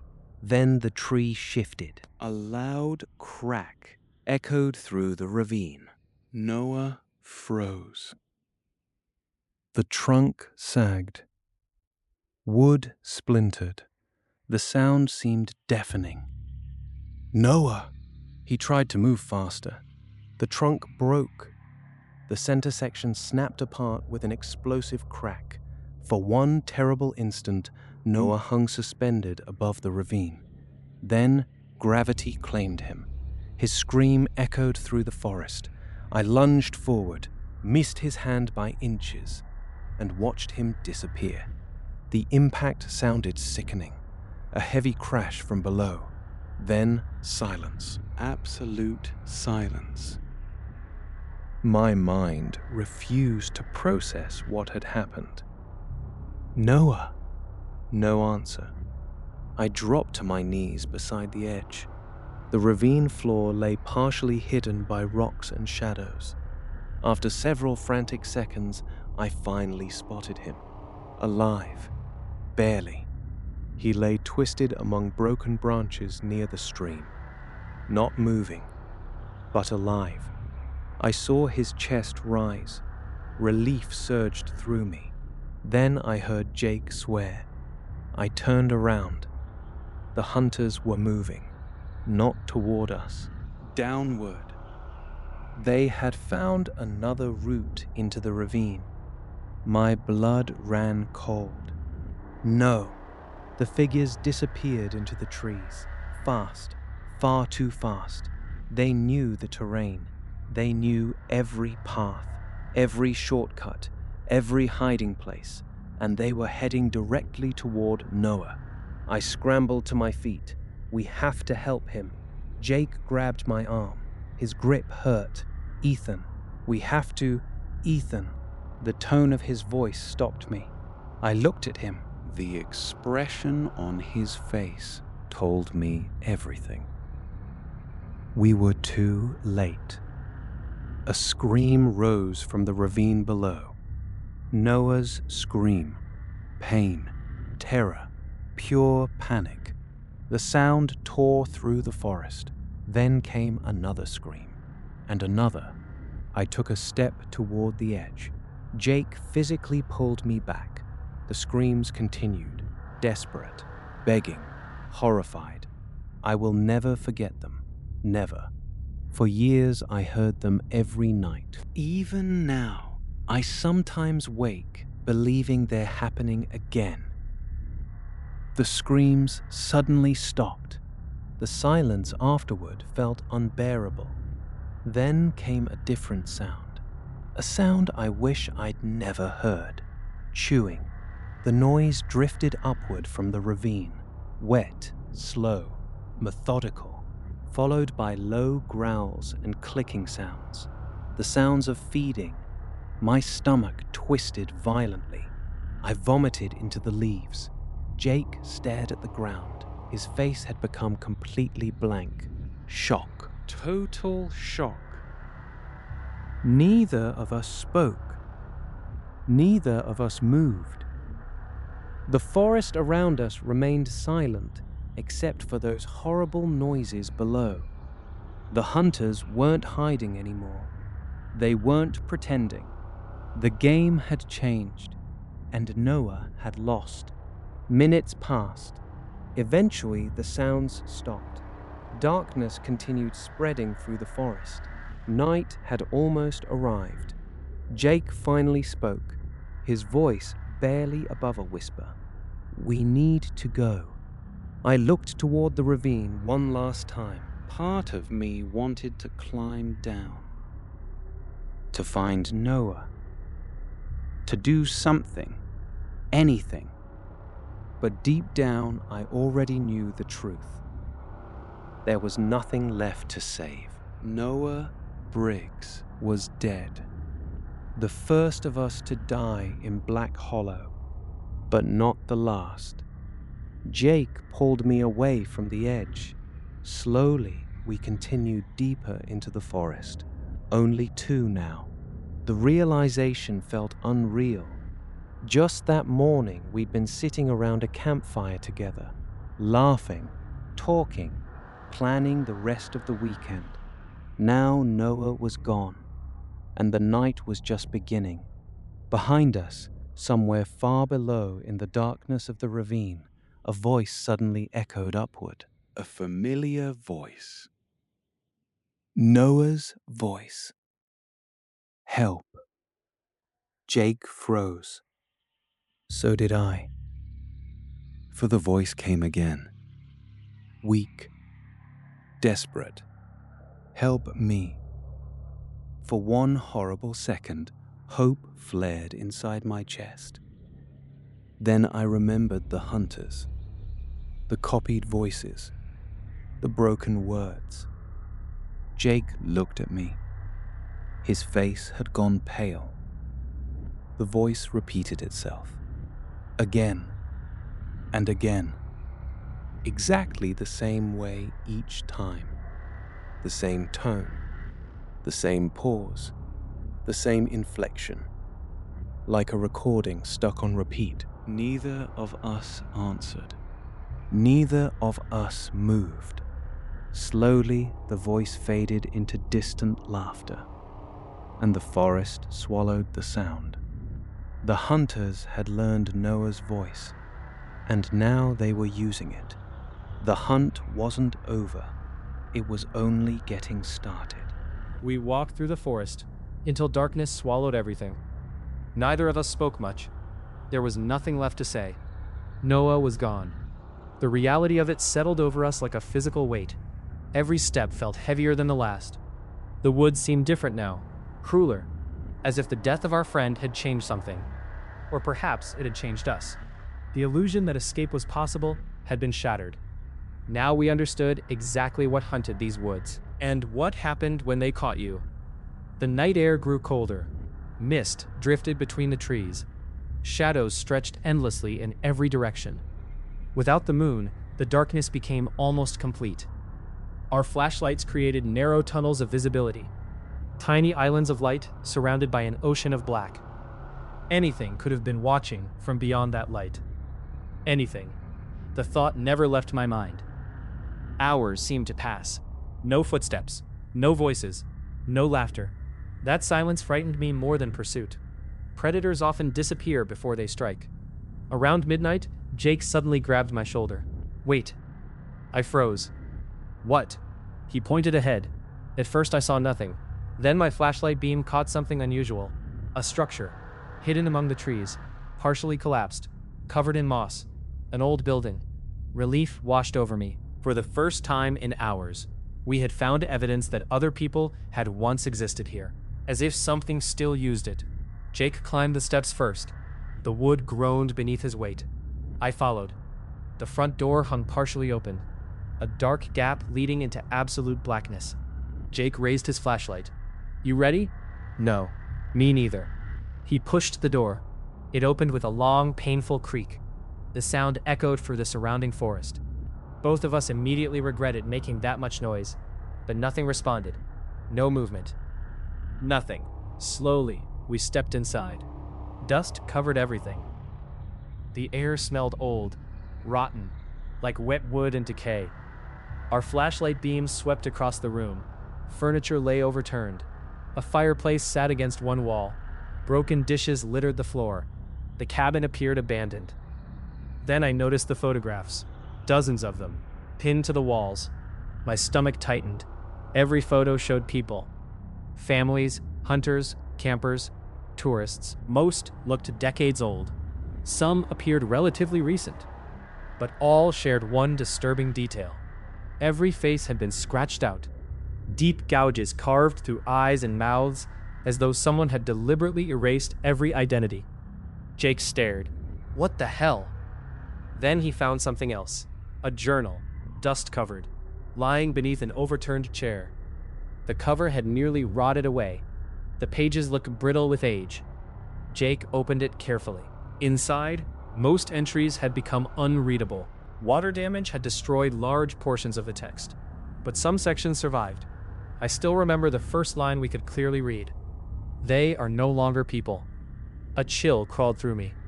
Jake turned another page. More writing, shaky, desperate. The hunger changes them. Another page. "Do not follow the voices." Another. "The tunnels connect everything." We exchanged a look. "The tunnels?" Jake continued reading. The handwriting became increasingly unstable, as if the writer had been losing control. "They live beneath the forest now. They come out after sunset. The old mines were only the beginning. God forgive us for what we became." The final readable page contained only one sentence, written over and over again, hundreds of times, until the ink nearly tore through the paper. "They're inside the walls. They're inside the walls. They're inside the walls. They're inside the walls." Jake slowly closed the journal. Neither of us spoke, because we had both heard something. A faint sound. Beneath our feet. Scraping. Slow. Deliberate.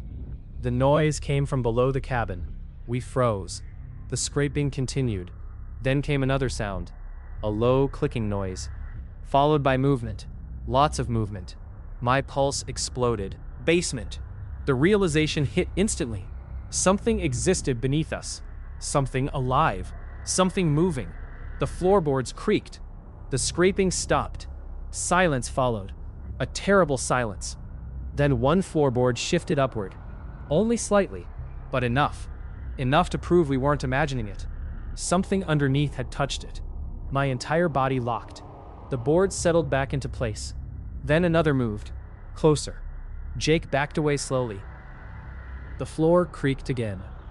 A third board lifted, then dropped, as if fingers were probing from below, testing, searching. A whisper drifted upward through the cracks, soft, almost impossible to hear. Then another, and another. The voices multiplied rapidly, dozens, maybe hundreds, whispering beneath the cabin floor. I felt genuine panic rising. Not fear, panic. The kind that destroys rational thought. The kind that tells you to run immediately. Jake clearly felt it too. We need to leave. I nodded. Neither of us cared about answers anymore. We moved toward the door. Then a loud bang erupted beneath the floor. The entire cabin shook. Dust fell from the ceiling. Another bang followed. Closer. The floorboards rattled violently. Something was hitting them from underneath. Hard. Trying to break through. The whispers transformed into excited chatter. Animalistic clicking sounds echoed below us. Then came laughter. Human laughter. Dozens of voices laughing together beneath the floor. The sound shattered what remained of my composure. We ran. The front door slammed open. Cold night air hit my face. We practically threw ourselves off the porch. Behind us, the cabin erupted with noise. Crashes. Splintering wood. Movement. Lots of movement. We sprinted into the forest. Branches whiffed past. Roots tore at our feet. Behind us, something emerged from the cabin. Then another. And another. I glanced back once. Only once. I wish I hadn't. Figures poured from hidden openings around the structure. Not 6, not 10, hundreds. The forest wasn't home to a small group of hunters. It was home to an entire colony. Men, women, children, all twisted by the same hunger, all moving with terrifying speed, all chasing us. The sight nearly broke my mind. The old man's words suddenly made perfect sense. They used to be people. Used to be. Not anymore. The tunnels beneath the forest connected everything. An underground world hidden beneath Black Hollow. A nest. A hive. A kingdom of cannibals living below the trees. And now the entire colony knew exactly where we were. Jake and I ran harder than we ever had before, because for the first time, we understood the truth. We were being hunted by an entire civilization, and dawn was still hours away. The forest became chaos. Branches shattered around us. Footsteps echoed from every direction. The hunters no longer cared about remaining hidden. They no longer cared about fear. The game was over. Now they wanted the kill. Jake ran ahead of me. His flashlight beam bounced wildly through the darkness. Mine wasn't much steadier. Every few seconds, I risked a glance backward. Every time I did, I saw movement. Dozens of pale figures weaving between the trees, keeping pace. Closing distance. The sight filled me with a terror so intense it felt physical. The hunters moved unnaturally fast, faster than exhausted people should have been capable of moving. Years spent living in those woods had transformed them into something else, something perfectly adapted to the hunt. The forest belonged to them.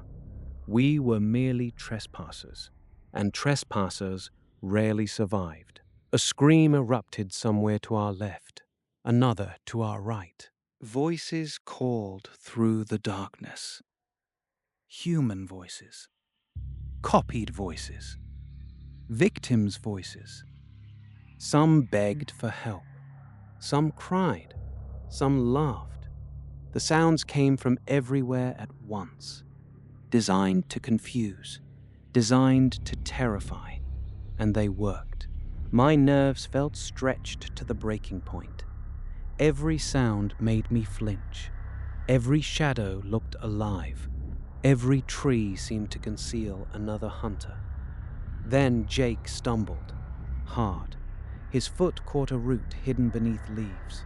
I heard the impact. A sickening crack. Jake crashed to the ground. The flashlight flew from his hand and vanished into darkness. I stopped immediately. Jake! He tried to stand, failed. Pain exploded across his face. My stomach dropped. His leg bent at an angle legs aren't supposed to bend. No. Jake swore through clenched teeth. The realization hit both of us instantly. broken, badly broken. The hunter's sounds grew louder, closer, much closer. I grabbed his arm.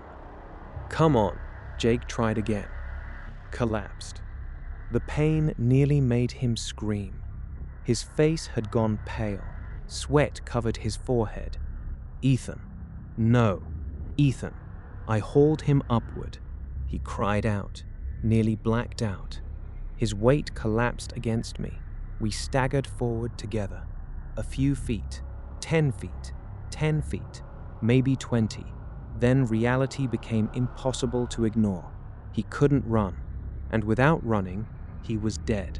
The sounds behind us continued closing in.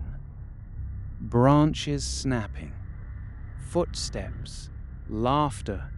The hunters knew. They could smell weakness. Jake knew it too. I saw it in his eyes. The moment he accepted the truth. No. The word escaped me automatically. I refused to think about it, refused to accept it. But Jake wasn't refusing anymore. He looked toward the darkness, then back at me, and gave a small smile. The same smile he'd worn 1,000 times before. Only now it looked different. Older. Sad. "Ethan. No. Listen to me. No." His voice hardened. "Listen." I froze. The hunters sounded terrifyingly close now. Maybe a minute away, maybe less. Jake grabbed my jacket. His eyes locked onto mine, and for the first time since we'd entered Black Hollow, I saw pure certainty. "You run." My throat tightened. "No. You run." "We can." "No." The word cut through mine like a knife. For several seconds, neither of us spoke. The forest roared around us.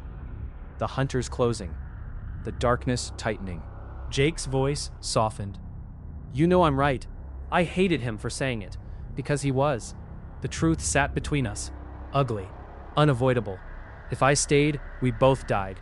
If I left, maybe one of us survived. Maybe. The possibility felt unbearable." Jake looked toward the darkness, then back at me. "Tell people." The words nearly broke me. "Jake, tell them what happened." His voice trembled slightly. "I don't want Noah to disappear." Neither of us mentioned the obvious. Jake didn't want to disappear either. I felt tears burning behind my eyes. The hunters were close enough to hear now. Whispers drifted between the trees.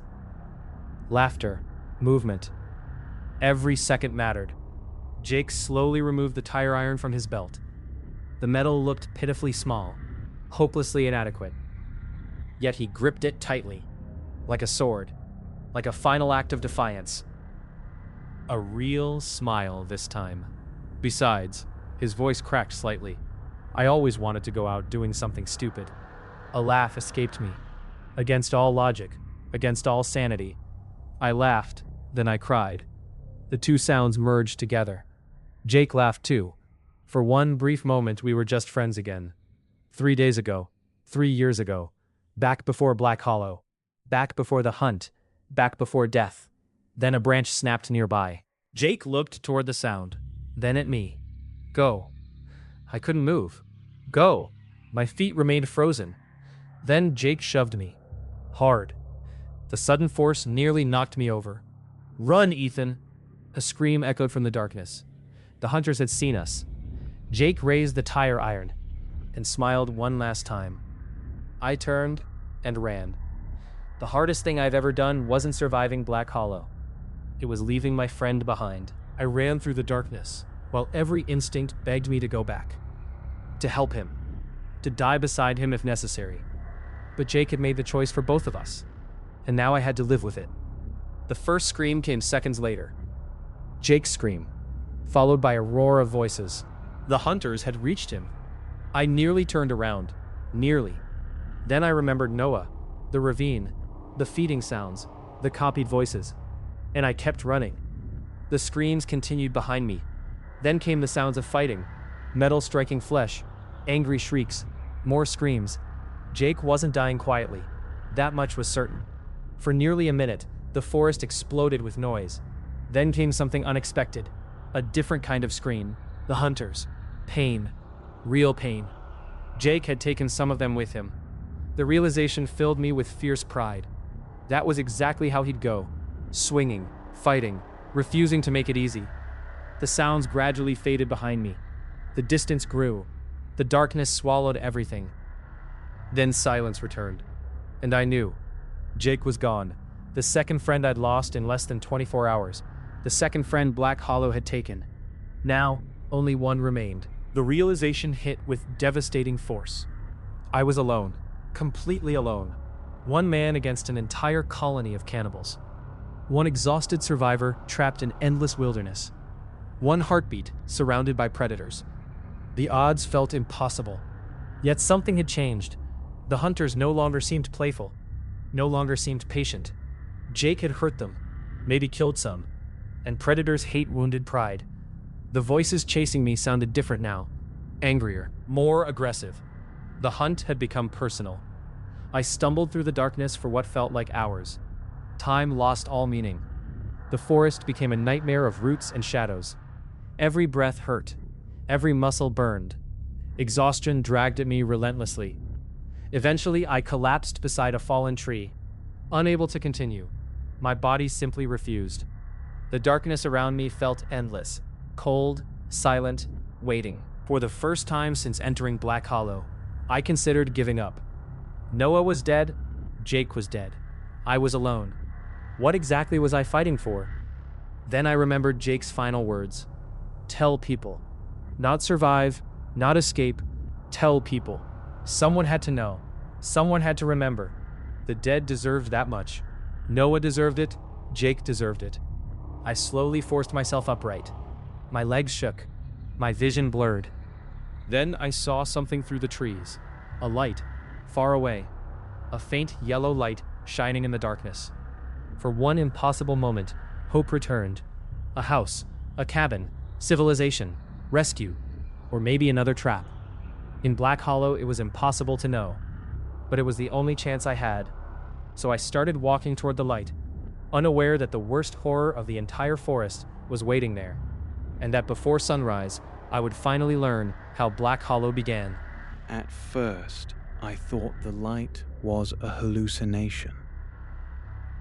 By then, I had been running for hours. I was exhausted, dehydrated, half out of my mind with fear. The yellow glow seemed impossibly distant, a tiny speck floating between endless trees. Several times it disappeared entirely behind trunks and brush. Each time, panic gripped me. Then it would reappear, still there, still waiting. The only sign of human life I'd seen since entering Black Hollow. I moved toward it carefully. Every instinct warned me to stay away. The hunters used voices, used tricks, used bait. Maybe they used lights too. But I had no alternatives left. Noah was dead. Jake was dead. If I remained in the forest until daylight, the hunters would eventually find me. I needed shelter, answers, something, anything. The light grew larger as I approached. Eventually, I realized it wasn't moving. It came from a building, a small cabin standing alone among the trees. Unlike the ruined hunting lodge, this structure appeared maintained. Old, but maintained. A single lantern burned beside the front door. Warm yellow light spilled across the porch. For the first time in nearly a day, I smelled smoke. A fireplace. Someone lived here. The realization felt surreal. The cabin sat deep inside the heart of Black Hollow, miles from any road, miles from civilization. Yet someone had chosen to remain here. The thought should have frightened me. Instead, it felt like salvation. I approached slowly, The hunters remained silent. No footsteps, no whispers, nothing. The forest itself seemed strangely reluctant to approach the cabin. Even the darkness felt different here, held back somehow. At the base of the porch steps, I stopped. The front door stood closed. Orange firelight flickered behind the curtains. A normal scene, an ordinary scene. After everything I'd witnessed, it felt almost impossible. I raised my hand, knocked. Nothing happened. I knocked again, still silence. Then I heard movement inside, slow footsteps. The door opened, and my blood turned cold. It was the old man from the gas station. For several seconds, neither of us spoke. His pale eyes studied me. His expression remained unreadable. Then he looked behind me, toward the forest. Only then did he step aside. Get inside. I didn't hesitate.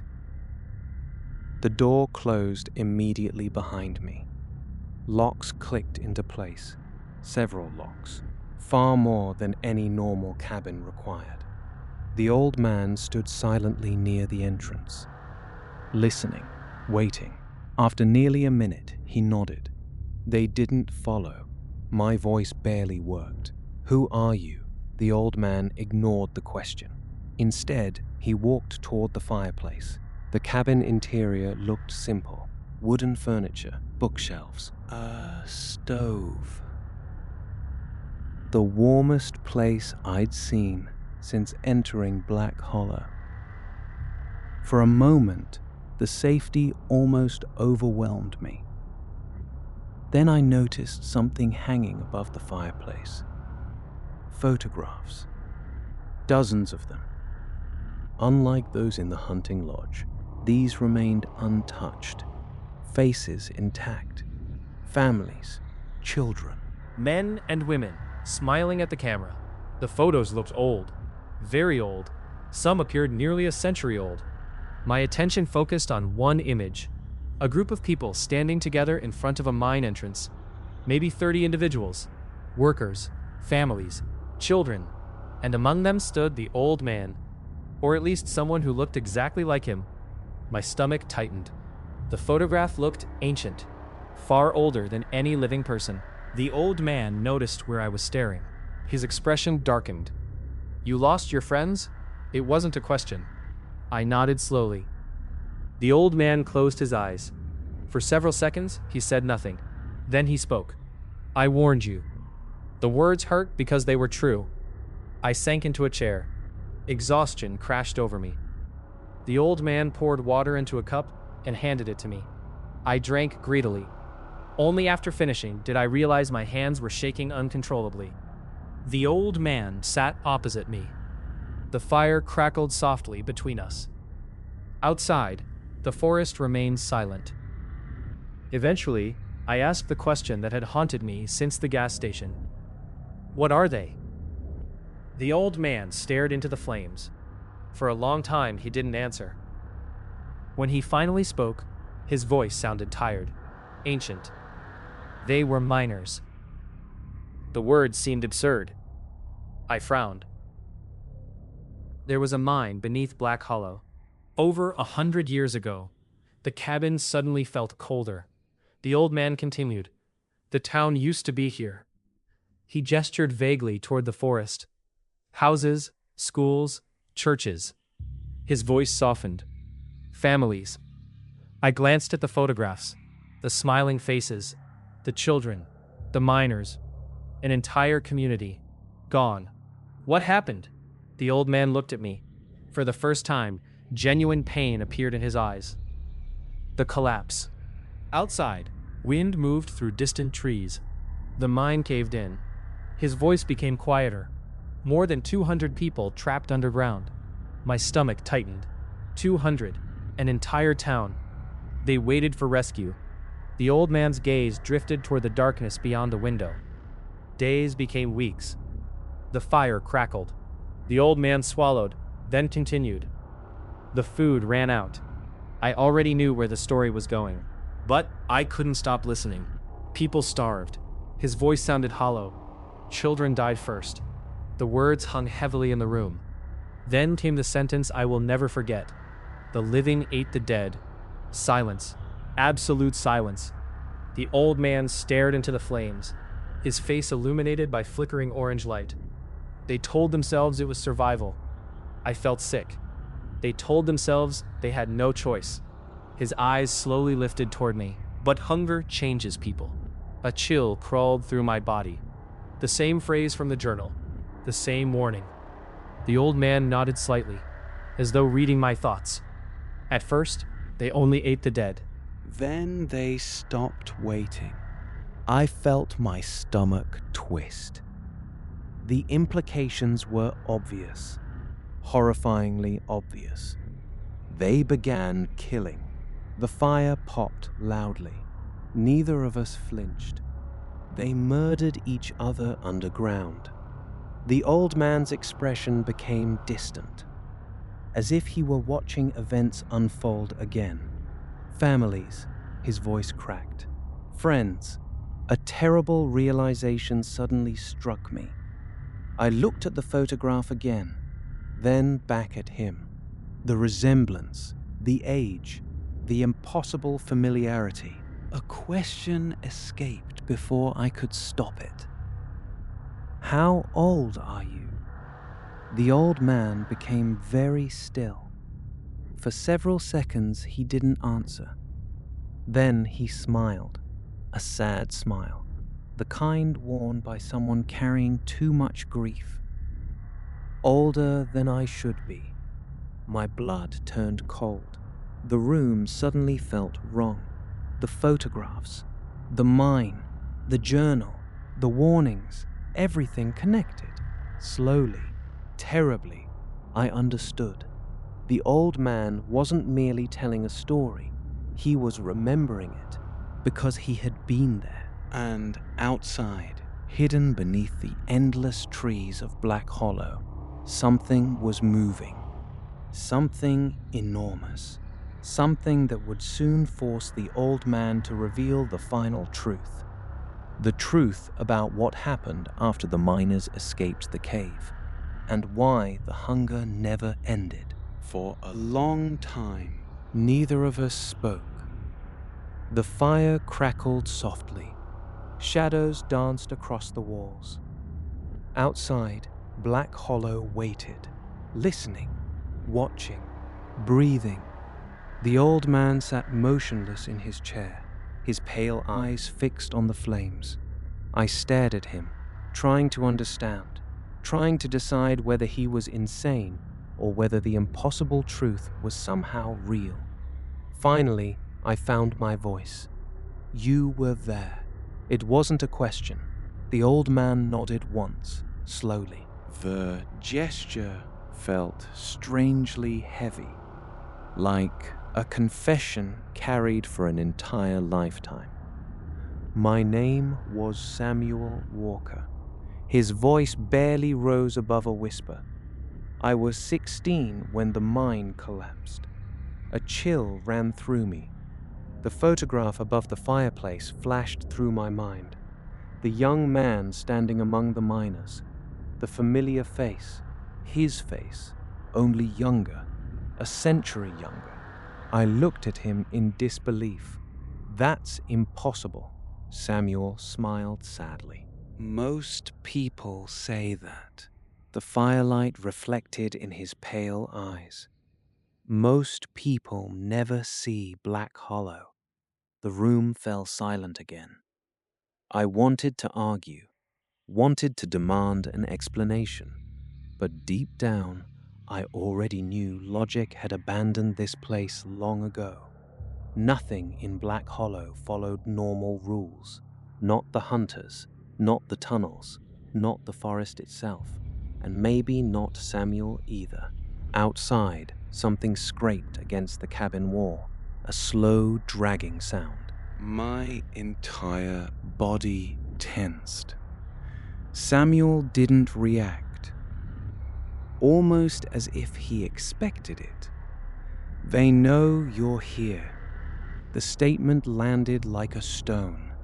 I looked toward the window.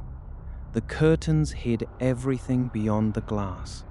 Only darkness remained. Why don't they attack? Samuel's expression darkened. They used to. I waited. After a moment, he continued. The first few years, they tried constantly.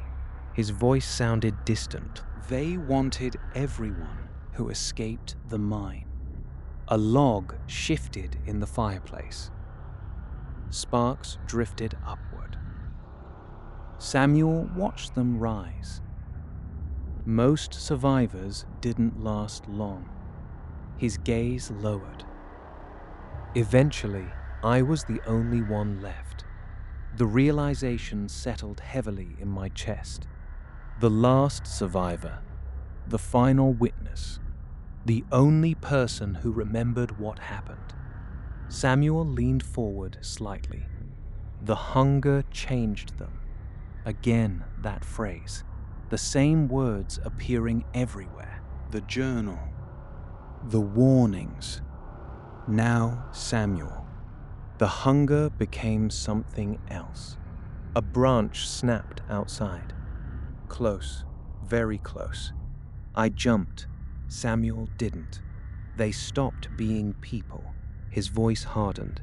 The body survived. He touched his chest. The mind survived. Then he pointed toward the darkness outside. But the soul didn't. The scraping sound returned. Longer this time, moving around the cabin, circling the hunters. I knew it immediately. My pulse quickened. Samuel sighed. They've been waiting. For what? His eyes met mine. For me to die. The room seemed to shrink. The fire suddenly felt less comforting. The walls less protective. What happens when you die? Samuel looked toward the photographs above the fireplace. At the families, the children, the miners, the lost town. Then he answered, "There will be nobody left to keep them below." A cold wave swept through my entire body. Below? Samuel nodded. The tunnels. The word instantly brought back memories of the hunting lodge, the voices beneath the floor. The hidden colony. The endless movement underground. Samuel saw the recognition in my face. The mine never stopped growing. I frowned. What does that mean? The old man stood, slowly, painfully, as though every movement hurt. Then he crossed the room toward a bookshelf. For a moment, I thought he intended to retrieve another journal. Instead, he pulled the entire shelf aside. My breath caught. A hidden door stood behind it.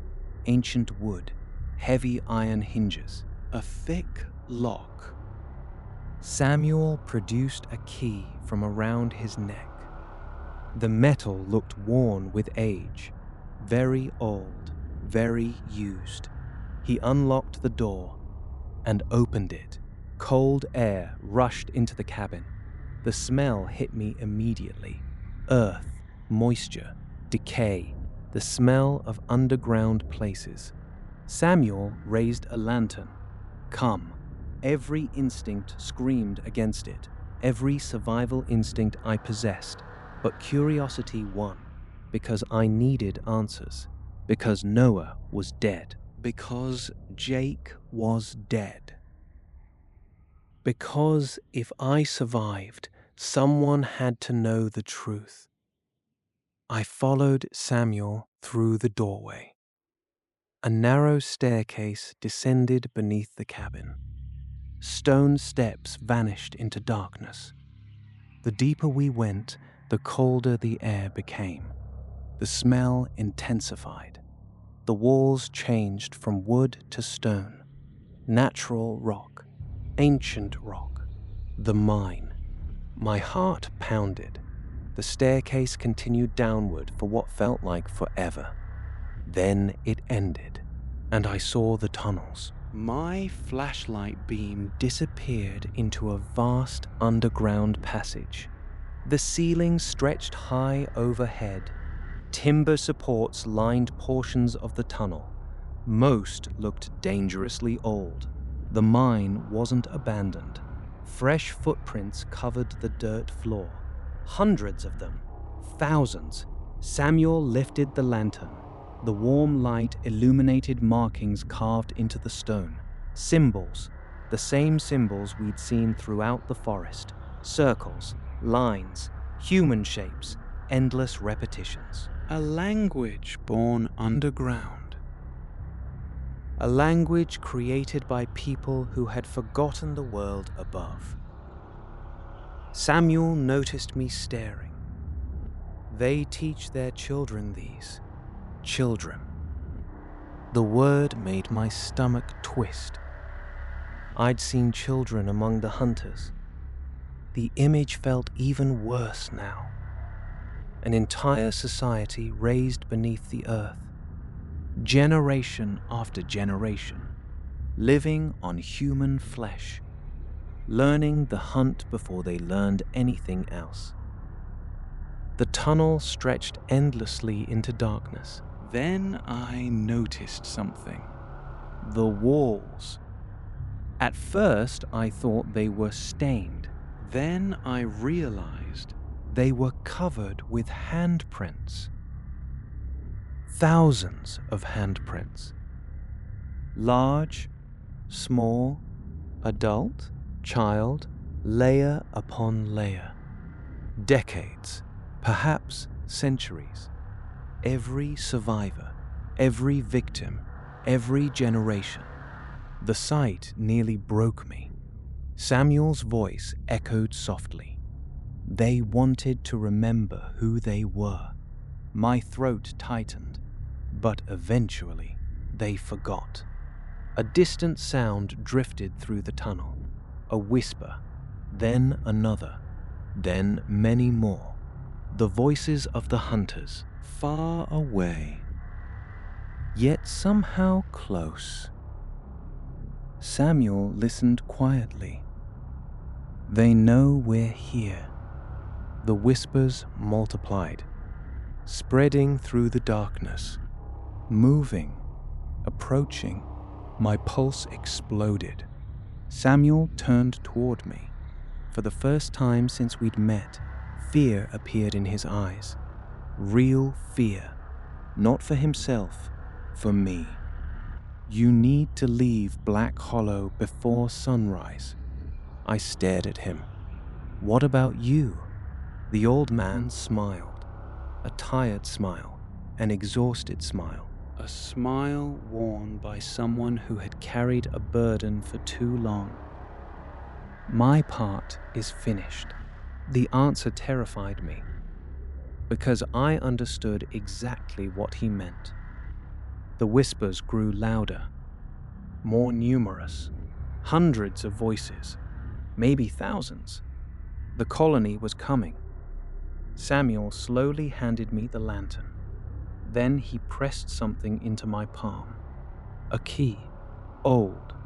Iron. The same key he'd used upstairs. The truck. My heart skipped. What? Samuel nodded. I took the keys Before they did.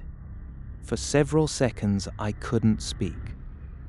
Hope surged through me. Real hope. The first I'd felt since entering Black Hollow. Samuel closed my fingers around the key. The truck is still there. The whispers echoed closer. The tunnel seemed alive with movement. Samuel looked toward the darkness, then back at me, and his expression changed. Peace. Acceptance. The expression of a man who had finally reached the end of a very long journey. You tell them, the same words Jake had spoken. Only now they carried even more weight. Tell them Black Hollow exists. The whispers became voices. The voices became footsteps. The colony was coming. Samuel stepped backward, toward the darkness, toward the tunnels, toward the hunters. No, the word escaped me automatically. Samuel smiled one final time. Then he closed the heavy iron door between us. The lock clicked. I heard him on the other side, standing alone in the darkness, waiting. Then came the voices, thousands of voices, and Samuel Walker disappeared into the depths of Black Hollow, giving me one final chance to escape, one final chance to survive, one final chance to tell the story. But before dawn arrived, I would witness the last horror the forest had been saving for me. For a few seconds after the door slammed shut, I simply stood there, frozen. The lantern trembled in my hand. On the other side of the iron door, thousands of whispers echoed through the tunnels. The sound was unlike anything I had ever heard. Not human, not animal. Something in between. A colony speaking with one voice. A hive of hunger moving through the darkness. And somewhere beyond that door stood Samuel Walker, alone, waiting for them. The realization hit me like a physical blow. He knew he wasn't coming back. Just like Noah, just like Jake. The old man had made his choice. Now I had to make mine. Run or die with him. The whispers grew louder. The tunnel walls vibrated faintly. Movement. Lots of movement. The colony was coming. I turned and ran. The lantern swung wildly as I sprinted through the mine. Dark passageways stretched endlessly in every direction. The air smelled of damp stone and decay. Every shadow seemed alive. Every sound felt like pursuit. Several times, I glanced behind me. The tunnel remained empty, but I knew they were there, following, closing in. The mine belonged to them. I was merely passing through. A distant scream echoed somewhere behind me. Samuel. The sound lasted only a moment. Then it vanished, swallowed by the earth.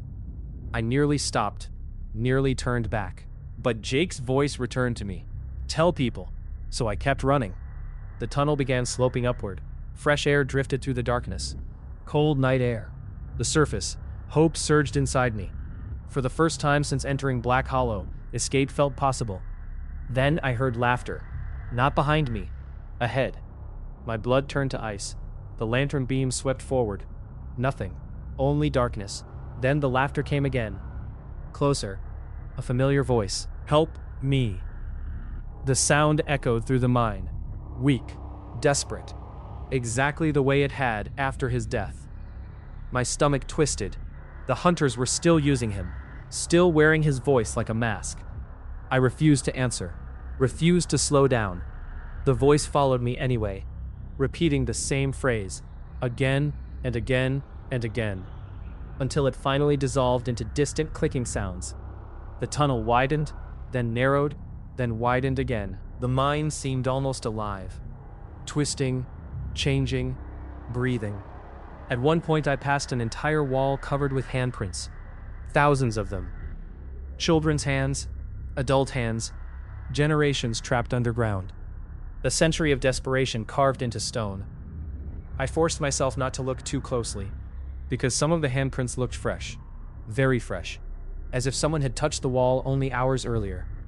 The whispers grew louder behind me. Closer. The colony had entered the tunnels. They were following my scent now, following the lantern, following the only remaining survivor. I ran harder. The passage finally ended at a narrow staircase. Moonlight filtered downward from above. The sight nearly made me cry. The surface. I climbed the stairs 2 at a time. My lungs burned. My legs screamed. But I didn't stop. At the top stood a wooden hatch, hidden beneath thick roots and leaves. I shoved it open. Cold air exploded into my face, and suddenly, I was outside. Back in the forest. Back in Black Hollow. The night sky stretched above me. Clouds drifted across a pale moon. For a moment I simply stood there, breathing, alive. Then I heard movement underground. The colony wasn't far behind. I slammed the hatch shut. A heavy iron chain wrapped around it. Not enough to stop them forever. Maybe not even long. But perhaps long enough. I turned toward the forest. and started running. The truck, that was all that mattered now. The truck, the keys, the road. Escape, nothing else. The forest looked different after the tunnels. Worse. Now I understood what existed beneath every hill, beneath every tree, beneath every step. The entire hollow sat atop a kingdom of tunnels. A civilization built on cannibalism. The woods weren't haunted, they were occupied. I moved as quickly as exhaustion allowed. Branches tore at my clothes, roots threatened every step. The moon offered little light, yet somehow I found my way. Past familiar trees, past the lake, past the places where everything had begun. Eventually, the clearing appeared. The abandoned campsite, the fire pit, the place where Noah and Jake had laughed less than 2 days earlier. The sight nearly broke me. I forced myself forward. The truck still stood exactly where we'd left it. Relief hit me so hard my knees nearly buckled. It was real. It was actually there. I sprinted toward it. The driver's door yanked open. I climbed inside, hands shaking violently. The key Samuel had given me felt cold against my skin. For one terrible second, I thought it wouldn't fit. Then it slid into the ignition. I turned it. Nothing. No, no, no. Please. I tried again. The engine coughed, then died. Outside, a distant howl echoed through the forest. The hunters had reached the surface. I turned the key a third time. The engine roared to life. The sound felt miraculous, beautiful, the greatest sound I'd ever heard. I nearly cried. Headlights pierced the darkness. The clearing exploded with light, and that's when I saw them. Figures standing among the trees. Dozens, watching, motionless. The colony had arrived. The hunters stood at the edge of the clearing. Men, women, children, old, young, entire generations. Hundreds of pale eyes reflected in the headlights, watching me. The truck lurched forward. I slammed the accelerator. The vehicle shot across the clearing. Branches scraped the sides. Gravel exploded beneath the tires. The road appeared ahead. Freedom. Then something emerged from the darkness. A hunter, standing directly in the center of the road. The figure didn't move, didn't flinch, simply stared into the headlights. Its face became visible, and my blood turned cold. Samuel. For one impossible second, I thought it was him. Then I realized the truth. The hunter was wearing Samuel's face. Not literally, a mask. A human skin mask stretched across its own features. The imitation looked horrifyingly close. The pale eyes remained wrong, empty, hungry. The creature smiled, a wide, unnatural smile. Then dozens more figures stepped onto the road, then hundreds. My foot slammed onto the brake. The road ahead vanished beneath a wall of bodies. Men, women, children. An entire colony emerging from the darkness, blocking every path, waiting. The realization hit me with devastating force. This wasn't a chase anymore. It was an execution. And Black Hollow had no intention of letting its last witness leave alive. The hunters began walking toward the truck, slowly, patiently, and behind them, from somewhere deep beneath the forest, a horn echoed through the night. A low, ancient sound, a signal, a call, the entire colony answering as one. The final hunt had begun. The hunters moved toward the truck. Slowly, calmly, confidently. Hundreds of pale figures emerged from the darkness, filling the road from one side of the forest to the other. Men, women, children, entire generations born beneath Black Hollow, all staring at me, all smiling. The sight was worse than any nightmare, because now I understood the truth. This wasn't a group of monsters. This was a society, a civilization, 100 years of hunger, 100 years of killing, 100 years of people forgetting they were ever human, and they weren't going to let me leave. The horn echoed again, long, deep, ancient. The colony responded immediately. Thousands of voices rose from the darkness, a chorus of whispers, clicks, growls, broken words, every stolen voice blending into one impossible sound. My hands tightened around the steering wheel. There was no other way, no hidden escape, no miracle waiting. Only one choice remained. Forward. I slammed my foot onto the accelerator. The engine roared. The truck lunged ahead. The hunters didn't move, not until the very last second. Then the front line scattered. The impact came anyway. Bodies slammed against the hood, against the windshield, against the sides. The truck punched through the crowd like a battering ram. I heard screams, cracks, the sickening sound of metal striking flesh. The steering wheel shook violently in my hands. But I didn't stop, couldn't stop. The road opened briefly. Then more hunters flooded onto it. They came from everywhere, trees, ditches, the darkness itself. Some threw themselves directly at the vehicle. Others climbed onto it. A figure landed on the hood with enough force to spiderweb the windshield. Its pale face appeared inches from mine. White eyes, blackened teeth, a smile stretching impossibly wide. The hunter slammed both hands against the glass. Again, again, again. The windshield cracked further. I swerved hard. The figure lost its grip. Its body vanished beneath the wheels, but more immediately replaced it. They swarmed the truck like ants, like a living wave. Fingers scraped against metal.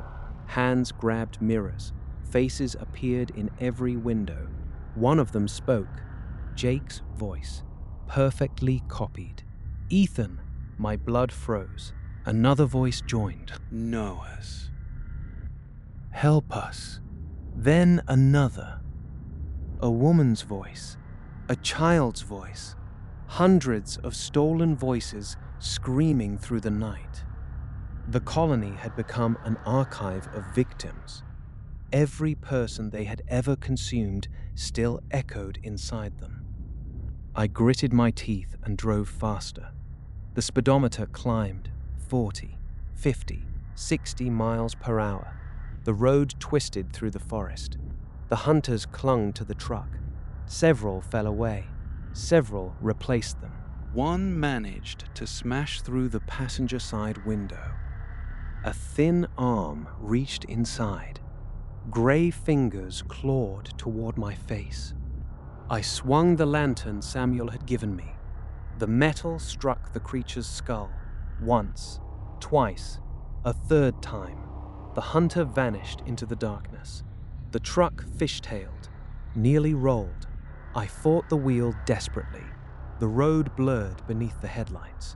Trees flashed past on both sides. Then I saw it, the forest edge, far ahead, a gap in the trees. The highway. Civilization. Freedom. Hope exploded inside me. I pushed harder. The truck screamed down the road. Behind me, the colony's cries changed. Panic, anger.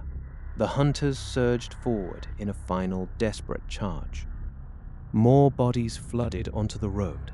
Dozens, hundreds, trying to stop me, trying to keep their secret hidden. The horn sounded one last time, and the entire forest seemed to answer. For a moment, Black Hollow itself felt alive. A living thing refusing to release its prey. Then dawn arrived. The first ray of sunlight broke across the horizon.